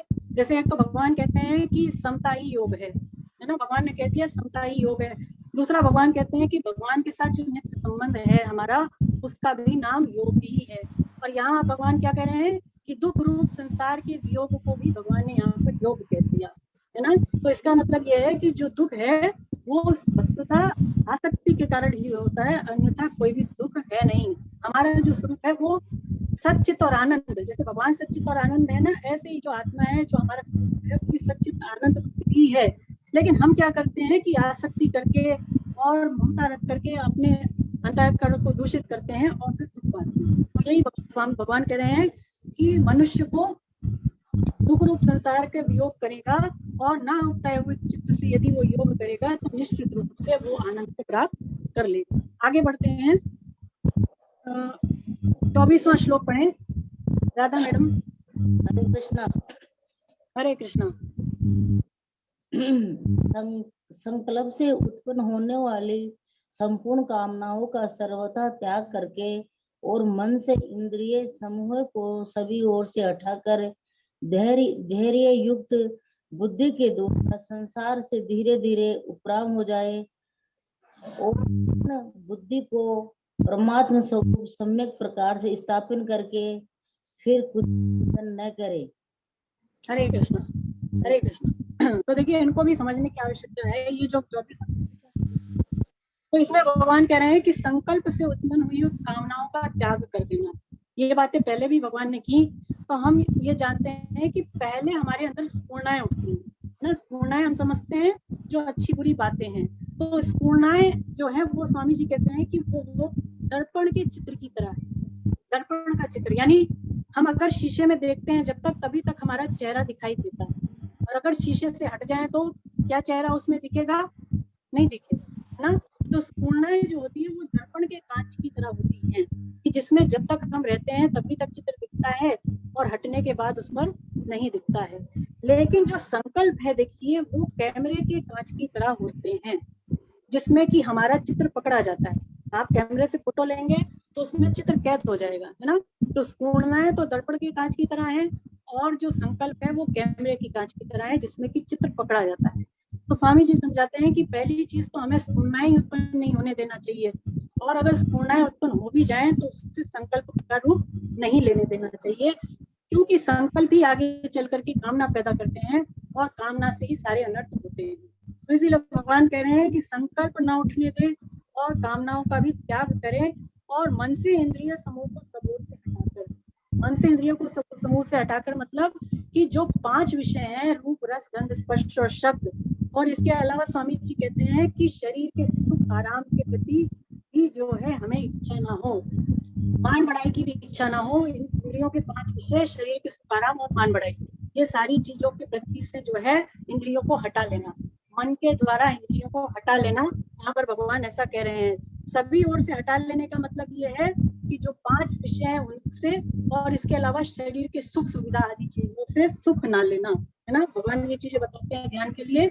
और भगवान आगे कह रहे हैं धैर्य युक्त बुद्धि के द्वारा। यहाँ पर भी वही बात आती है कि जब हम ध्यान करें तो बिल्कुल भी घबराए नहीं, ऐसा नहीं सोचे कि मुझे इतने दिन हो गए ध्यान लगाते हुए और अभी तक मुझे तत्व की प्राप्ति तो हुई नहीं, ऐसा हमें विचलित नहीं होना चाहिए, धैर्य रखना चाहिए। स्वामी जी कहते हैं कि चाहे आपका शरीर सूख भी जाए, चाहे हड्डियां आदि जो है वो नष्ट भी हो जाए, लेकिन साधक को साधन करते समय धैर्य रखना चाहिए। भगवान कह रहे हैं धीरे धीरे उपराम हो जाए। धीरे धीरे उपराम हो जाए मतलब कि साधन करते रहें और साधन करें तो ना उगताए हुए चित्त से करें, है ना। बिल्कुल ही जो है इसमें घबराए नहीं, बिल्कुल भी विचलित ना हो। यदि मन में स्फूर्णाएं आ जाए तो स्फूर्णाओं को संकल्प का रूप ना लेने दें, और यदि संकल्प भी पैदा हो जाते हैं मान लीजिए तो संकल्पों से हमें राग द्वेष नहीं करना है, क्योंकि देखिए संकल्पों से राग द्वेष नहीं करेंगे तो संकल्प स्वतः ही नष्ट हो जाएंगे, है ना, फिर वो कामना में परिवर्तित नहीं होंगे। तो इसीलिए संकल्प भी पैदा हो जाए तो उनसे राग द्वेष नहीं करें। स्वामी जी कहते हैं बिल्कुल बिल्कुल उपराम हो जाए। भगवान कह रहे हैं कि परमात्मा स्वरूप में सब प्रकार से मन बुद्धि को स्थापन करना। तो इसका स्वामी जी भाव ये देते हैं कि ऐसा मान लें कि एक परमात्मा ही सब जगह परिपूर्ण है, सारे व्यक्तियों में, सारे देश काल घटना सब में एक केवल परमात्मा ही परमात्मा है। जैसे समुद्र होता है ना, तो समुद्र में से देखिए लहरें उत्पन्न होती हैं, तो लहरों में क्या होता है, केवल जल ही जल है, लहरें समुद्र से ही पैदा होती हैं और समुद्र में ही लीन हो जाती हैं। तो साधक भी इस तरह से अपनी दृष्टि केवल परमात्मा की ओर कर ले कि सब जगह परमात्मा ही परमात्मा है। संसार के पहले भी परमात्मा थे, अब जब संसार दिख रहा है तब भी परमात्मा है, और कल को जब संसार नष्ट हो जाएगा तब भी परमात्मा रह जाएंगे। ऐसा साधक अपनी दृष्टि केवल परमात्मा की ओर कर ले, फिर भगवान में उसको मन बुद्धि लगाने नहीं पड़ेंगे, मन स्वतः ही फिर भगवान का चिंतन करेगा, करना नहीं पड़ेगा, फिर स्वतः ही चिंतन होगा। भगवान यहाँ पर कह रहे हैं कि कुछ भी चिंतन ना करें, कुछ भी चिंतन ना करें। स्वामी जी कहते हैं कि चुप साधन इसको कहा है। चुप साधन कैसा होता है, देखिए चुप साधन में हमारा ये जो स्थूल शरीर है जो दिख रहा है, तो इस स्थूल शरीर में कोई भी क्रियाएं नहीं होती। स्वामी जी कहते हैं जो कारण शरीर है, सॉरी जो सूक्ष्म शरीर है, उसमें चिंतन भी नहीं होता है, और जो कारण शरीर है अंदर, उसके अंदर भी उसकी स्थिरता नहीं रह जाती। यानी आपकी इंद्रियां भी चुप है, आपकी बुद्धि भी चुप है, और आपका मन भी उसमें चुप है। सारे की सारी चीजें चुप हो जाती हैं, ना कोई बोलता है, ना कोई देखता है, ना कोई सुनता है, ना कोई कुछ करता है। स्वामी जी कहते हैं जिसको जो करना था कर लिया, जिसको जो जानना था जान लिया, जो देखना था देख लिया, जो सुनना था सुन लिया, ऐसा ये चुप साधन कहलाता है। तो ये जो चुप साधन है, स्वामी जी कहते हैं ये तो समाधि से भी ज्यादा विलक्षण है। समाधि में तो देखिए फिर भी स्वामी जी कहते हैं लय विक्षेप दोषों के आने की संभावना रहती है, परंतु ये चुप साधन में किसी भी दोष के आने की संभावना नहीं रहती, ये तो वृत्तियों से रहित है। तो ये जो चुप साधन है बड़ा अच्छा साधन है, इसको भी यदि करते हैं तो भी हमारा जो मन है परमात्मा में लगता है और परमात्मा की प्राप्ति हो जाती है। दूसरा स्वामी जी भाव ये देते हैं कि कुछ भी चिंतन ना करें, मतलब देखिए जब एक परमात्मा ही सब जगह परिपूर्ण है, जब सब जगह भगवान ही भगवान है, तो बताइए क्या भगवान का चिंतन करने की आवश्यकता है। चिंतन तो उसी का होता है जो चीज हमसे दूर हो। तो हमारे जो सबसे नजदीक से नजदीक है वो क्या है, परमात्मा है। तो जो चीज सबसे नजदीक है, क्या उसका चिंतन करने की हमें आवश्यकता है। चिंतन करना भी क्या है, एक क्रिया ही है। कुछ भी चिंतन ना करें, मतलब कि यदि कुछ भी नहीं करें, परमात्मा को इस सब जगह देख रहे हैं, तो फिर इससे भी परमात्मा में मन लगता है, परमात्मा का अनुभव हो जाता है। तो ये बहुत अच्छे भाव हैं। साधक संजीवनी में तो बहुत ज्यादा विस्तार से दिए हैं, आप स्वयं पढ़ें, दो तीन इसके भावार्थ हैं, बहुत आपको अच्छा लगेगा और ध्यान में बड़ी सहायता मिलेगी। चलिए आगे बढ़ते हैं। अब जो है भगवान 26वें श्लोक में क्या कह रहे हैं, इसके लिए शशि मैडम से, शशि भिवानी मैडम से रिक्वेस्ट करूंगी कि वो अपने आप को अनम्यूट करें और वो पढ़ें। वो शायद पढ़ने के लिए किए हैं आप hand raise. Shashi Bhiwani madam. Shashi ji Hare Krishna. Hare हाँ पढ़िए मैडम, आप पढ़ना चाह रहे हैं ना। शशि भिवानी अथवा शशि अग्रवाल जी दोनों एक है क्या आप। हाँ तो पढ़ें, अपने आप को अनम्यूट करें और पढ़ें।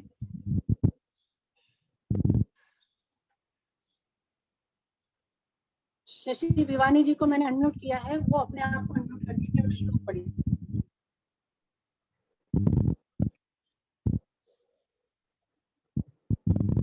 अथवा नहीं कर पा रहे हैं तो नरेंद्र कुमार सर। मैं पढ़ूं। हरे कृष्णा मैम। हरे कृष्णा मैम। हरे कृष्णा हरे कृष्णा। हाँ जी।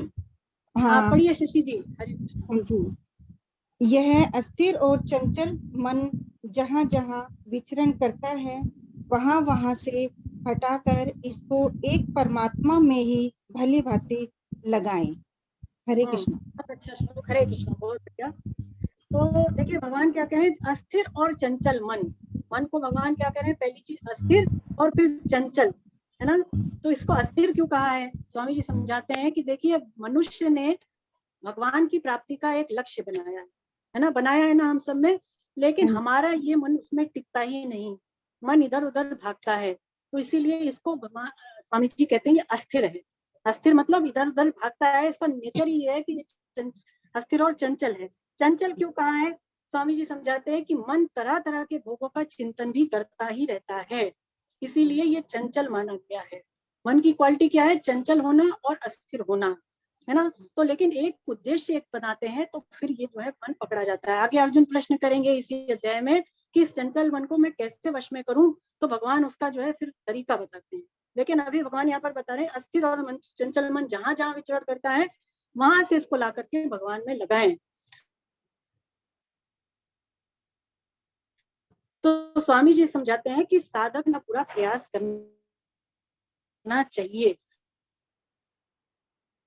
मन को कंट्रोल पूरा प्रयास करना जाए, उसको वहां वहां से ला करके भगवान में लगाए, है ना। जहां जहां चला जाए वहां वहां से ला करके परमात्मा में उसको लगाना चाहिए और इसमें ढिलाई बिल्कुल भी नहीं बरतनी चाहिए। तो देखिए मन जो है हमारा कैसे वश में हो, मन को कैसे हम जो है स्थिर रख सकें, इसकी चंचलता को कैसे दूर कर सकें। स्वामी जी ने परमात्मा में मन लगाने के कुछ तरीके बताए हैं जो मैं आपको बताना चाहूंगी। देखिए पहला तरीका तो ये है कि जब आप परमात्मा का ध्यान लगाएं, परमात्मा में मन को लगाने का प्रयास करें और मान लीजिए परमात्मा में मन लगाते लगाते आपका मन विषयों में चला गया, है ना, संसारी चीजों में चला गया, तो आप क्या करें, एक तरीका तो ये है कि उसको वहां से खींच कर लाएं और फिर ला करके उसको भगवान में लगाए।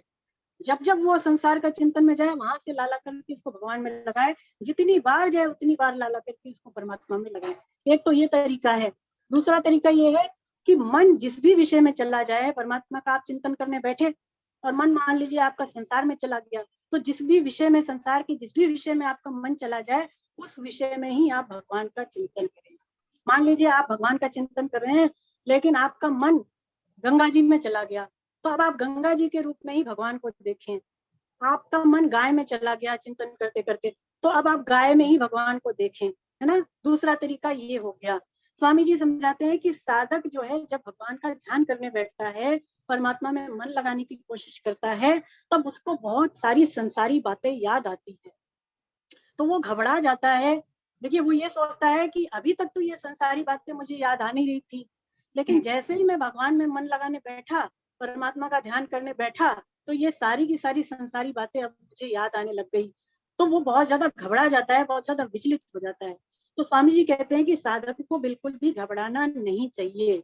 ये सोचना चाहिए कि संसारी चिंतन के रूप में मेरे अंदर का कूड़ा कचरा बाहर निकल रहा है। क्योंकि देखिए जब हम संसार के काम कर रहे होते हैं तो उस बीच में हमारे अंदर जो स्फूर्णाएं होती हैं उनको निकलने का मौका ही नहीं मिलता, उनको निकलने का अवसर ही नहीं मिलता उस टाइम पे। लेकिन जब हम भगवान का ध्यान करने बैठते हैं तब उन स्फूर्णाओं को निकलने का अवसर मिल जाता है और वो संसारी चिंतन के रूप में उस समय बाहर निकलने लगती हैं और वो स्वतः ही बाहर निकल भी जाती हैं। तो ये समझ लीजिए कि अगर परमात्मा का चिंतन कर रहे हैं और संसार का चिंतन हो जाए तो वो चिंतन आए तो उसकी उपेक्षा कर दें, वो आता है और स्वतः ही नष्ट हो जाएगा, आपको इसमें घबराने की जरा भी आवश्यकता है नहीं। और अगला तरीका स्वामी जी ये बताते हैं कि आप जब परमात्मा में मन लगाने बैठते हैं तो आप अपने आप को संसारी मान करके भगवान में मन लगाना चाहते हैं, है ना, कि मैं संसार का हूँ लेकिन अब मैं ध्यान भगवान का करना चाहता हूँ, तो परमात्मा में मन लगता ही नहीं है। आप अपने आप को भगवान का मान करके ध्यान करें कि मैं केवल भगवान का हूँ और भगवान ही मेरे हैं, संसार मेरा नहीं है और मैं संसार का नहीं हूँ। ऐसे जब भगवान के साथ संबंध बना करके आप भगवान का ध्यान करेंगे तो परमात्मा में फिर आपका मन लगने लग जाएगा और मन लगाना नहीं पड़ेगा, मन स्वतः ही लगने लग जाता है। अगला स्वामी जी भाव ये देते हैं कि देखिए जब साधक ध्यान करने बैठता है तो अपने मन पर कई तरह का वो बोझ रखता है, मन को कई तरह के काम सौंप के रखता है। ये सोचता है कि अभी मैं ध्यान कर लूंगा तो मुझे इस व्यक्ति से मिलने जाना है, इससे इतना पैसा लेना है, इसको इतना पैसा देना है, आदि आदि संसारी चीजों को मन पर रख करके वो भगवान का ध्यान करना चाहता है, तो इसका भगवान में ध्यान नहीं लग पाता। तो जब आप भगवान का ध्यान करने बैठे बिल्कुल भी मन पर बोझ ना डालें, बिल्कुल ही शांत मन से आपको ध्यान करने बैठना चाहिए, तभी आपका ध्यान भगवान में जो है लग पाएगा। इस तरह से और भी तरीके हैं जो स्वामी जी ने बता रखे हैं। तो ये सारे बातों को यदि हम ध्यान रखते हैं तो निश्चित रूप से ध्यान योग का साधन सुलभ हो जाता है, परमात्मा में मन लगाना बड़ा ही आसान हो जाता है ना। चलिए आगे बढ़ते हैं। अब आप जो है 27वां श्लोक पढ़ें शशि जी। हरे हरे हरे जिसके सब पाप नष्ट हो गए हैं, जिसका रजोगुण शांत हो गया है तथा जिसका मन सर्वथा शांत निर्मल हो गया है, ऐसे इस ब्रह्मा रूप बने हुए योगी को निश्चित ही उत्तम सात्विक सुख प्राप्त होता है। इस प्रकार अपने आप को सदा परमात्मा में लगाता हुआ पाप रहित योगी सुख पूर्वक ब्रह्मा प्राप्ति रूप अत्यंत सुख का अनुभव कर लेता है। हरे हरे कृष्ण। कृष्ण, हरे कृष्ण। और देखिए आप भगवान आगे क्या बता रहे हैं। भगवान कह रहे हैं कि जिसका मन भली भांति शांत हो गया है, तो मन को स्वामी जी कहते हैं कि शांत करने का तरीका यह है कि इसको अपना ना माने। देखिए मन के साथ जब संबंध मानते हैं, मन के साथ मैं मेरेपन का संबंध मानने से मन कभी भी शांत नहीं होगा। मन किसका है? मन तो प्रकृति का है ना। जैसे आगे भगवान 7वें अध्याय में पढ़ा और अपना प्रकृति की बात करेंगे, तो मन तो हमारा है ही नहीं। तो मन जब अपना है ही नहीं, तो मन को यदि अपना नहीं मानते हैं, तो मन में देखिए राग द्वेष जैसी चीजें भी नहीं रह जाती और मन स्वतः ही फिर शांत हो जाता है। जब हर्ष शोक राग द्वेष आदि विकार नहीं रह जाते मन में, तो मन स्वतः ही शांत होने लग जाता है। तो स्वामी जी भगवान यहाँ पर कह रहे हैं आगे कि जो पापों से रहित है, जिसका रजोगुण शांत हो गया है। पापों से रहित होना मतलब जिसकी तमोगुण की वृत्तियां शांत हो गई हैं। तमोगुण की जो वृत्तियां होती हैं, जैसे कि निद्रा प्रमाद आलस्य आदि जो चीजें हैं, जब वो तमोगुण जिसका शांत हो जाता है, तो फिर वो उसी को यहाँ पर पाप रहित होना कहा है। भगवान कह रहे हैं कि जिसका रजोगुण शांत हो गया। रजोगुण शांत होना मतलब जिसकी रजोगुण की वृत्ति शांत हो गई। रजोगुण के क्या क्या लक्षण होते हैं? जैसे कि नए नए कर्मों में लगना, प्रवृत्ति, है ना, लोभ, ये सारे रजोगुणी लक्षण हैं। तो जिसका रजोगुण शांत हो गया है, तो भगवान कहते हैं कि फिर वो ब्रह्म के साथ एक हो जाता है और फिर वो उत्तम आनंद को प्राप्त कर लेता है। उत्तम आनंद को प्राप्त कर लेना मतलब फिर वो आनंद उसको कहीं ढूंढना नहीं पड़ता। ब्रह्म के साथ एकता हो जाने पर स्वतः ही वो आनंद उसको मिल जाता है, कहीं से खोजना नहीं पड़ता, वो आनंद अपने आप में मिल जाता है। भगवान यहाँ पर अगली बात कह रहे हैं कि पाप रहित योगी इस प्रकार निरंतर आत्मा को परमात्मा में लगाए। पाप रहित योगी मतलब यही है कि जिसकी अहमता और ममता शांत हो जाए। अहमता रहित और ममता रहित, दोनों से रहित हो जाने को ही यहाँ पर पाप रहित योगी कहा गया है। निरंतर आत्मा को परमात्मा में लगाना, स्वामी जी समझाते हैं कि यहाँ पर भगवान अभ्यास की बात नहीं कर रहे हैं। निरंतर आत्मा को परमात्मा में लगाने का मतलब ये है कि अपना जो आत्मा रूपी स्वरूप है, हम क्या हैं? हम आत्मा हैं। तो अपने आत्मा रूपी स्वरूप में दृढ़ रहना। देखिए जब हम लोग 15वें श्लोक में थे इस अध्याय में, तो उस समय भगवान ने सगुण परमात्मा के ध्यान की बात कही थी। भगवान का जो सगुण रूप है, भगवान 15वें श्लोक में उसकी बात करते हैं। पर ये वाला जो श्लोक है, इसमें भगवान निर्गुण परमात्मा के ध्यान की बात कर रहे हैं। तो सगुण परमात्मा में तो मन को लगाने की मुख्यता है। सगुण परमात्मा में तो हम भगवान में मन लगाएं, ये जरूरी है। लेकिन निर्गुण परमात्मा के ध्यान में जड़ता के त्याग की मुख्यता है ना। जो जड़ चीजें हैं उसका त्याग करें और जो हमारा आत्मा, जो हमारा स्वरूप है, हम उसमें स्थित रहें, इसमें दृढ़ रहें, इसमें इसकी मुख्यता है। ये भगवान यहाँ पर कह रहे हैं। और भगवान यहाँ पर कह रहे हैं आगे कि सुख पूर्वक परम ब्रह्म परमात्मा की प्राप्ति होने पर वो अनंत आनंद का अनुभव करता है। यानी कि देखिए जब योगी इस प्रकार साधन करता है, अपने स्वरूप में दृढ़ रहता है, तो फिर उसकी परमात्मा से एकता हो जाती है। फिर जो है साधक की अपनी अलग सत्ता नहीं रह जाती, परमात्मा से उसकी अभिन्नता हो जाती है। आत्मा और परमात्मा फिर एक हो जाते हैं। और स्वामी जी कहते हैं कि फिर सुख के अनुभव में आने वाला और सुख का अनुभव करने वाला, सुख का अनुभव करने वाला और सुख के अनुभव में आने वाला दोनों ही एक हो जाते हैं, है ना। मतलब अपनी कोई अब अलग सत्ता नहीं रही, हमारी सत्ता परमात्मा में ही मिल गई, है ना। तो ऐसा जब स्थिति हो जाती है, तो फिर जो है विलक्षण आनंद की अनुभूति होती है। चलिए अब आगे बढ़े। 29वां श्लोक सब जगह अपने स्वरूप को देखने वाला और ध्यान योग से युक्त अंतकरण वाला सांख्य योगी अपने स्वरूप को संपूर्ण प्राणियों में स्थित देखता है और संपूर्ण प्राणियों को अपने स्वरूप में देखता है। हरे कृष्ण। हरे कृष्ण, हरे कृष्ण। तो देखिए एक भगवान ही सब जगह विराजमान है ना। जैसे पहले भी चर्चा हुई, केवल कृष्ण ही सर्वत्र व्याप्त हैं। जैसे स्वामी जी उदाहरण देते हैं कि जो खांड से बने हुए खिलौने रहते हैं, तो उनमें क्या रहता है? केवल खांड ही तो रहता है। खांड से मान लीजिए अलग अलग खिलौने बनते हैं, तो किसी की रूप अलग है, किसी की आकृति अलग है, किसी का नाम अलग है, लेकिन उनमें रहता केवल खांड ही है। इसी तरह से अगर सोने से बने हुए अलग अलग गहने हैं, तो उनमें क्या रहेगा? केवल सोना ही रहता है। और मान लीजिए लोहे से बने अस्त्र शस्त्र हैं, तो उनमें क्या रहेगा? केवल लोहा ही रहेगा। तो स्वामी जी कहते हैं ऐसे ही जो साधक अपने स्वरूप का चिंतन करता है, अपने आप का परमात्मा मतलब अपने आप को देखता है सब में, तो फिर उसकी दृष्टि ऐसी ही हो जाती है। यानी अपना स्वरूप का चिंतन करते करते वो सर्वत्र सब प्राणियों में अपने को ही समान रूप से देखता है, सारे व्यक्तियों में, सारी चीजों में फिर वो अपने आप को ही समान रूप से देखने लग जाता है, उसकी ऐसी दृष्टि फिर हो जाती है। भगवान कह रहे हैं कि अपने स्वरूप को संपूर्ण प्राणियों में स्थित देखना मतलब यही है कि देखिए प्राणियों में तो अपनी सत्ता है, प्राणियों में अपनी सत्ता है, पर अपने में प्राणियों की सत्ता नहीं है। क्यों नहीं है? क्योंकि देखिए जितने भी प्राणी हैं वो सारे के सारे नष्ट होते हैं, लेकिन स्वरूप का तो कभी भी अभाव होता ही नहीं, स्वरूप तो कभी भी नष्ट होता ही नहीं।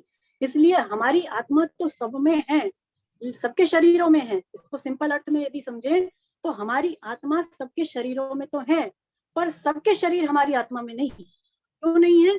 क्योंकि शरीर तो देखिए नष्ट होते हैं, लेकिन आत्मा कभी भी नष्ट होने वाली नहीं है ना। सिंपल लैंग्वेज में इसको मैंने समझाया। तो इसका मतलब यह है कि वो जो योगी होता है संपूर्ण प्राणियों में केवल एक अपनी ही आत्मा को देखने वाला होता है। चलिए अगला श्लोक पढ़ें, 30वां श्लोक।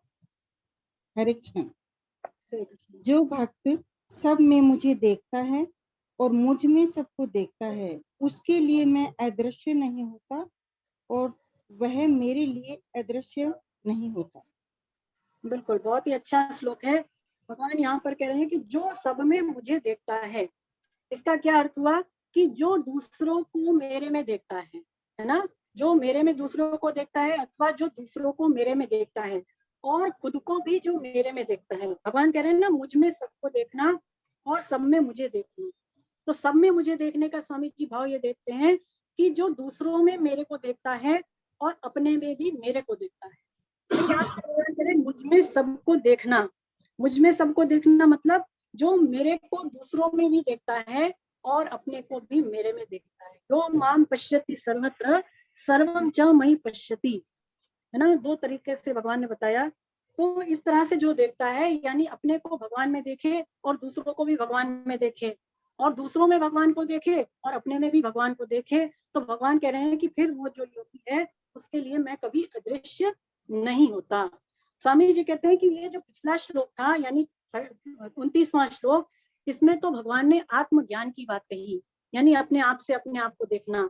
और ये वाला जो श्लोक है 30वां श्लोक है, इसमें भगवान अपनी बात करते हैं। यानी ऐसा भक्त जो सब देश व्यक्ति काल घटना आदि चीजों में केवल भगवान को देख रहा है, तो भगवान फिर ऐसे कह रहे हैं, मान लीजिए कि मैं उससे कैसे छुपूं और फिर कहाँ छुपूं।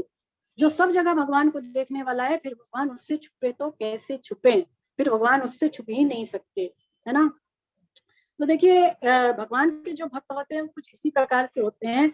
एक बार क्या हुआ कि जो ब्रह्मा जी थे, ब्रह्मा जी भगवान श्री कृष्ण की जितने भी ग्वाल बाल थे, जितने भी बछड़े थे, उनको चुरा करके ले गए। भागवत में ये कथा आती है कि ब्रह्मा जी ने ये सोचा कि ये कैसे भगवान है, कैसे परम ब्रह्म है कि ग्वाल बालों के साथ झूठा मीठा खाते हैं, है ना, सबके साथ खेलते हैं, तो ये कैसे भगवान है। उनको डाउट हुआ कि ये वास्तव में परम ब्रह्म परमेश्वर है कि नहीं है। तो उन्होंने खेल किया। उन्होंने क्या किया, उनके सारे के सारे बालकों को गोप बालक जो थे और जितने भी बछड़े थे उनको उन्होंने चुरा लिया और चुरा करके अपने ब्रह्मलोक में वो ले गए। अब भगवान तो अंतर्यामी है, भगवान को इस बात का पता चल गया।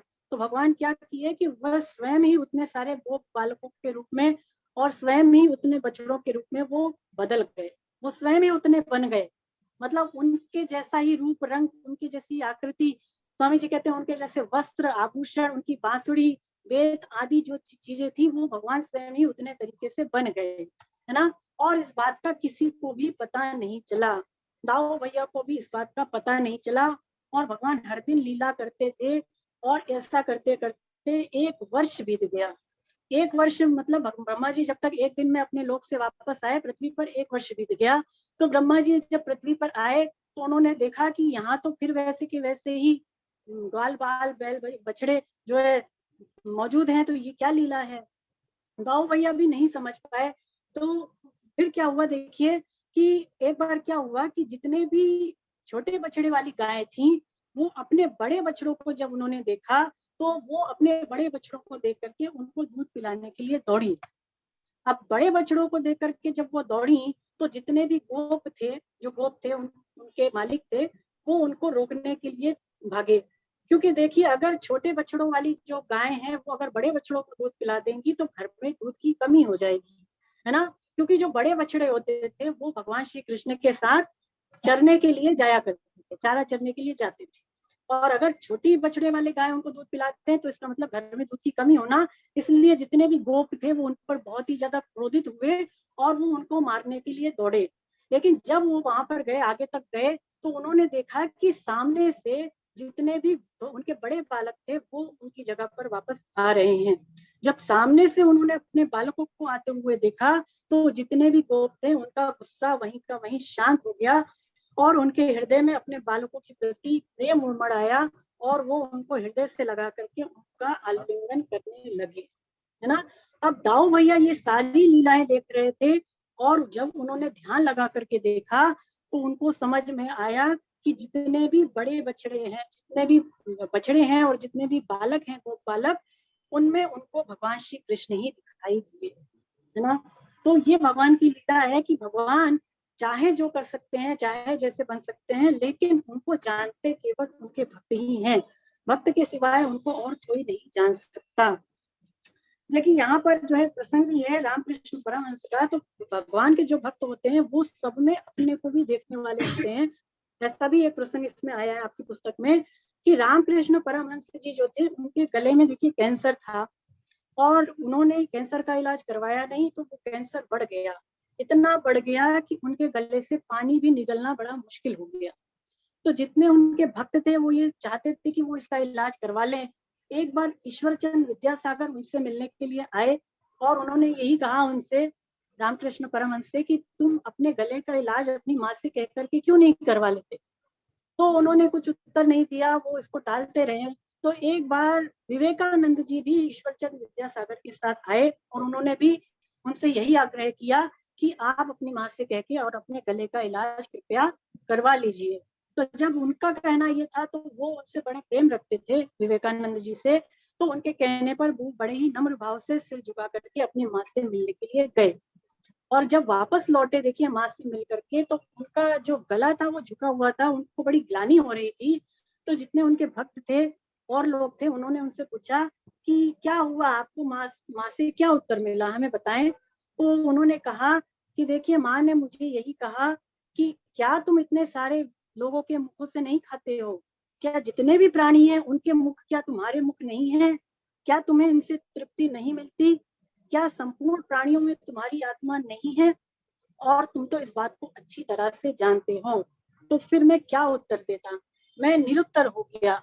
और वास्तविकता भी यही थी कि रामकृष्ण परमहंस ऐसे ही नेचर के थे कि वो संपूर्ण प्राणियों में अपनी एकता मानते थे, यानी किसी के दुख को वो अपना ही दुख समझते थे, किसी के दर्द का उनको भी उतना ही एहसास होता था जितना उसको था, है ना। तो भगवान के भक्त देखिए दो ही तरह के होते हैं, या तो सब में अपनी आत्मा को देखने वाले या सब में वो भगवान को देखने वाले, है ना। दो तरह के भक्त भगवान के होते हैं। चलिए आगे बढ़ते हैं। अब आप रुक जाएं शशि जी, हाँ मैं जी। उषा कुमार जी से पुनः रिक्वेस्ट करूंगी कि वो यदि चाहें अब तो वो श्लोक पढ़ें, 31 और 32 श्लोक वो पढ़ें। हरे कृष्णा उषा मैम। कुमार मैडम। मुझ में एक भाव में स्थित हुआ जो नहीं भक्ति शशि जी, हरे कृष्णा, शशि जी आप रुकें। हाँ उषा जी। कुमार मैडम को मैं निवेदन करना चाहूंगी। उषा कुमार जी दिख नहीं रही अभी, तो शायद वो नहीं है या फिर वो वीडियो ऑफ है उनका, जो भी है। तो अब नरेंद्र सर अगर पढ़ना चाहें, उन्होंने भी नाम दिया हुआ है, नरेंद्र कुमार जी। हरे कृष्णा मैम। नरेंद्र कुमार सर जी अगर ग्रुप में है तो वो पढ़ें, अथवा और कोई साधक। अनीता जी पढ़ना चाहेंगी, है ना। अनीता जी को मैं अनम्यूट कर रही हूँ। हाँ आप पढ़िए। हरे कृष्णा मैम। जो हरे भक्त सब में, हरे कृष्णा, जो भक्त सब में मुझे देखता है, जो भक्त सब में मुझे देखता है और मुझ में सबको देखता है, उसके लिए मैं अदृश्य नहीं होता, वह मेरे लिए अदृश्य नहीं होता। मुझ में एक ही भाव में स्थित हुआ जो भक्ति योगी संपूर्ण प्राणियों में स्थित मेरा भजन करता है वह सब कुछ बर्ताव करता हुआ भी मुझ में ही बर्ताव कर रहा है, अर्थात वह नित्य निरंतर मुझ में ही स्थित है। हे अर्जुन, जो भक्त अपने शरीर की उपमा से सब जगह मुझे समान देखता है और अथवा दुख को भी समान देखता है, वह परम योग्य माना गया है। हरे कृष्णा मैम। हरे कृष्णा हरे कृष्णा, बहुत सुंदर, बहुत बढ़िया। तो देखिए अब भगवान क्या कह रहे हैं इसमें आगे कि जो मुझ में एक ही भाव से स्थित हुआ, संपूर्ण प्राणियों में स्थित मेरा भजन करता है, वह सब कुछ बर्ताव करता हुआ भी मुझ में ही स्थित है। तो इसका स्वामी जी भाव देते हैं, भगवान में एक ही भाव से स्थित होना क्या है। देखिए भक्त और भगवान देखने में तो दो होते हैं, लेकिन वो होते एक ही है ना। जैसे भगवान का नेचर होता है, ऐसे ही उनके भक्तों का भी नेचर होता है। तो भक्त और भगवान वस्तुतः एक ही है। ज्ञान में तो हम ये समझें कि दो लोग जो है, ज्ञान में जो है दो लोग एक हो जाते हैं, है ना। ज्ञान में दो लोग जो है दो से एक हो जाते हैं, लेकिन भक्ति में स्वामी जी कहते हैं कि प्रेम का आदान प्रदान करने के लिए एक से दो हो जाते हैं, एक से दो हो जाते हैं। जैसे कि राधा और कृष्ण, तो राधा और कृष्ण में कोई भेद नहीं है, जो कृष्ण है वही राधा है। और लेकिन अब उनको प्रेम का आदान प्रदान करना है, प्रेम एक दूसरे के साथ जो है शेयर करना है, तो इसके लिए वो एक से फिर दो हो गए। भगवान एक ही है परंतु एक से दो रूपों में हो गए, है ना। तो यही होता है, भक्त और भगवान भी ऐसे ही होते हैं, वो वस्तुतः दो नहीं बल्कि एक है। स्वामी जी कहते हैं कि भक्त जो है भगवान के सिवा किसी दूसरे की सत्ता मानता ही नहीं है, एक भगवान को ही सब में देखता है, एक भगवान का ही स्वरूप सारे के सारे प्राणियों में देखता है। इसी को भगवान ने यहाँ पर भगवान में एक ही भाव से स्थित होना कहा है। संपूर्ण प्राणियों में मुझे स्थित देखने का क्या अर्थ है। स्वामी जी समझाते हैं कि भगवान ऐसा ही नहीं है कि केवल संपूर्ण प्राणियों में स्थित है, प्रत्युत वो तो कण कण में विराजमान है। देखिए हम व्यवहारिकता के लिए ऐसा कह देते हैं कि भगवान केवल प्राणियों में स्थित है, लेकिन सच्चाई यह है कि कण कण में भगवान विराजमान है। जैसे उदाहरण के लिए सोने से बने हुए जो गहने होते हैं, तो उनकी अलग अलग आकृति को देख करके, उनकी डिजाइन को देख करके, है ना, उनकी कभी कभी रंगत को देख करके हम ऐसा कहते हैं कि क्या इसमें सोना है, क्या वास्तव में इसमें सोना है, लेकिन उनमें सच्चाई तो यही है कि रहता सोना ही है। ऐसे ही व्यवहारिकता के लिए केवल यहाँ पर ऐसा कहा जा रहा है कि प्राणियों में भगवान स्थित है, लेकिन सच्चाई यह है, वास्तविकता यह है कि भगवान तो कण कण में है, सब कुछ परमात्मा ही है, भगवान के सिवा कुछ है ही नहीं। वासुदेव सर्वमिति, तो केवल भगवान ही सब कुछ है। लेकिन यहाँ पर भगवान ऐसे कह रहे हैं कि प्राणियों में स्थित मेरा वो देखता है भक्त। और भगवान कह रहे हैं सब कुछ बर्ताव करता हुआ, सब कुछ बर्ताव करता हुआ मतलब कि चाहे वो कुछ भी करता है, वो करता भगवान में ही है। यानी कि खाते पीते सोते जगते उठते बैठते वो एक केवल भगवान में ही बरतता है। ऐसा मानता है कि मैं तो भगवान में ही व्यवहार कर रहा हूँ, मेरे द्वारा जो कुछ भी हो रहे हैं वो भगवान मुझसे करवा रहे हैं, मैं तो निमित्त हूँ, है ना। ऐसे भगवान में बर्ताव करता हुआ और नित्य निरंतर मुझ में ही स्थित है। तो ऐसा जो भक्त होता है, जो भगवान में ही हर समय भगवान को ही सब जगह देखता है, फिर भगवान से वो कभी भी दूर नहीं होता। न तो भगवान भक्त से कभी अदृश्य होते हैं और ना ही भक्त भी भगवान के लिए कभी अदृश्य होते हैं। स्वामी जी कहते हैं कि जब भक्त भगवान को सब जगह देखता है, तो भगवान भी भक्त को फिर सब जगह देखते हैं। भगवान के लिए भी फिर भक्त कभी भी अदृश्य नहीं होते। तो यहाँ पर एक शंका पैदा होती है, भगवान ये कह रहे हैं कि भक्तों में मैं नित्य निरंतर स्थित हूँ, तो क्या फिर भगवान अन्य प्राणियों में स्थित नहीं है। यहाँ पर ऐसी शंका होती है। देखिए अन्य प्राणी यानी संसारी प्राणी में भी भगवान रहते तो हैं, लेकिन संसारी जो प्राणी है उसके अंदर संसार के प्रति इतना ज्यादा अटैचमेंट है, इतनी ज्यादा उसके अंदर सत्ता और महत्ता है संसार की, कि वो भगवान में अपनी स्थिति को जानता ही नहीं है। ना तो वो भगवान में अपनी स्थिति जानता है और ना वो भगवान में अपनी स्थिति को मानता है, दोनों ही बात है। तो इसीलिए भगवान उनमें स्थित है भी और भगवान उनमें स्थित नहीं भी है ना। है तो सारे वो भी स्थित, लेकिन क्योंकि वो नहीं मानते इसलिए उनको उनका अनुभव भी नहीं होता। अब देखिए ये वाला श्लोक हम लास्ट लेंगे 32वां। इसमें भगवान कह रहे हैं कि जो योगी अपनी भांति संपूर्ण भूतों में सम देखता है, अपनी भांति। तो देखिए जो योगी होता है यानी जो भक्त होता है, वो सारे के सारे प्राणियों को स्वाभाविक रूप से सुख पहुंचाने की चेष्टा करता है। जैसे एक सामान्य व्यक्ति होता है ना, जो संसारी व्यक्ति होता है, वो ये चाहता है कि मैं सदा सुखी रहूं, मेरे शरीर को सदा सुख मिलता रहे। तो ऐसे ही जो भक्त होता है वो सारे के सारे प्राणियों को सुख पहुंचाना चाहता है। ऐसा नहीं है कि उसको इसके लिए चेष्टा करनी पड़ती है, स्वाभाविक रूप से उसके द्वारा सबके हित में कर्म होते हैं। स्वामी जी कहते हैं कि ऐसा जो भक्त होता है, भगवान जैसा कह रहे हैं कि दूसरे के दुख में दुख और दूसरे के सुख में वो सुखी होता है। पर दुख दुख सुख सुख देखें, पर सुख दुख में समान बर्ताव करने का मतलब ये है कि वो दूसरों के दुख में दुखी और दूसरों के दुख सुख में सुखी होता है।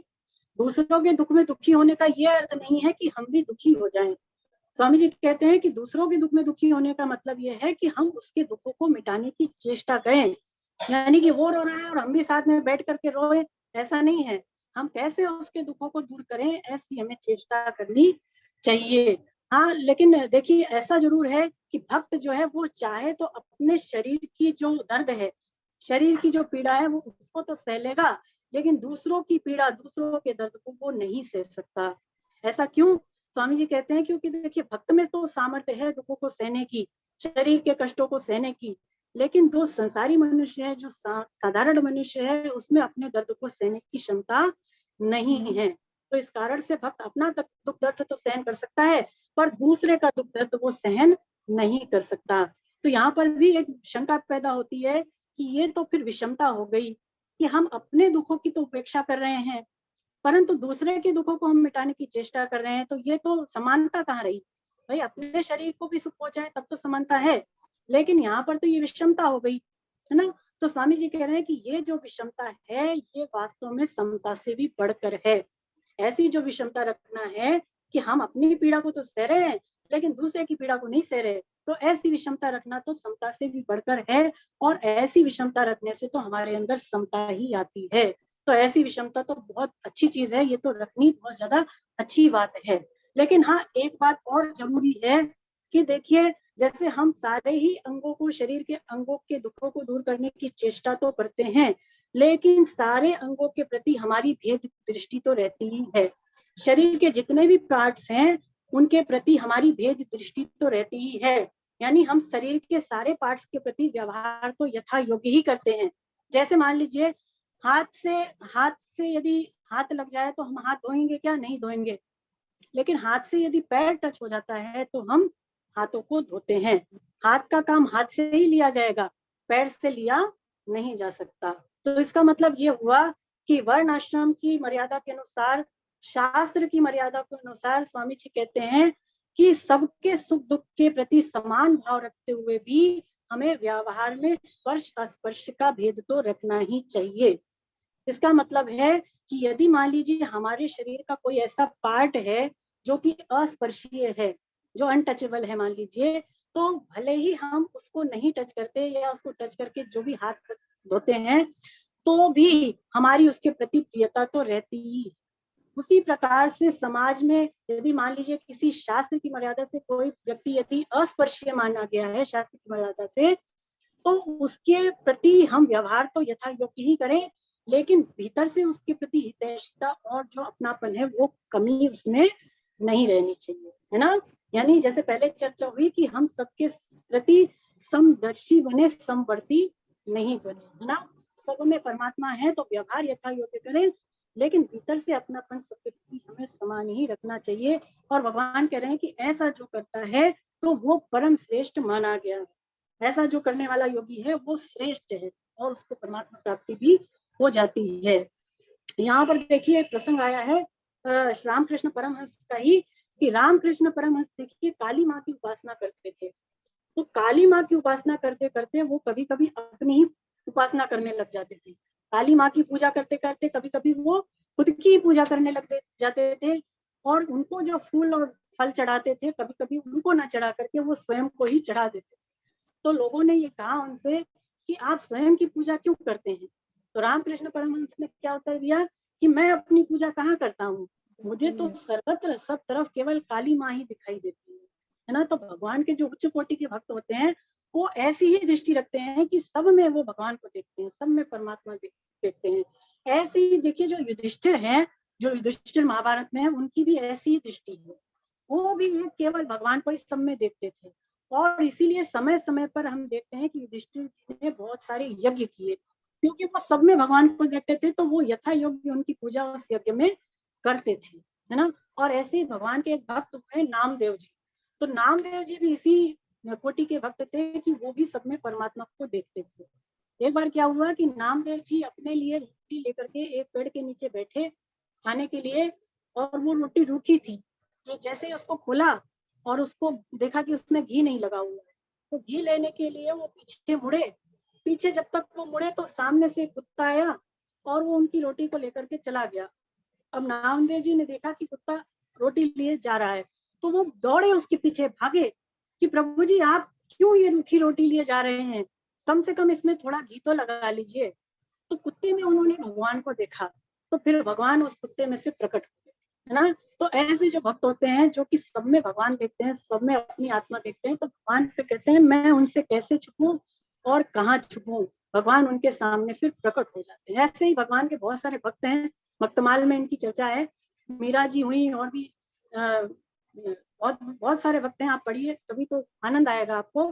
तो भगवान फिर भक्तों से छुप नहीं पाते, उनके सामने साक्षात रूप से वो प्रकट ही हो जाते हैं। हरे कृष्ण हरे कृष्ण। देखिए इसमें दो और प्रसंग हैं इस श्लोक के लिए। आपकी जो पुस्तक है इसमें दो और प्रसंग हैं, अच्छे हैं, इनको आप स्वयं से पढ़ें, है ना।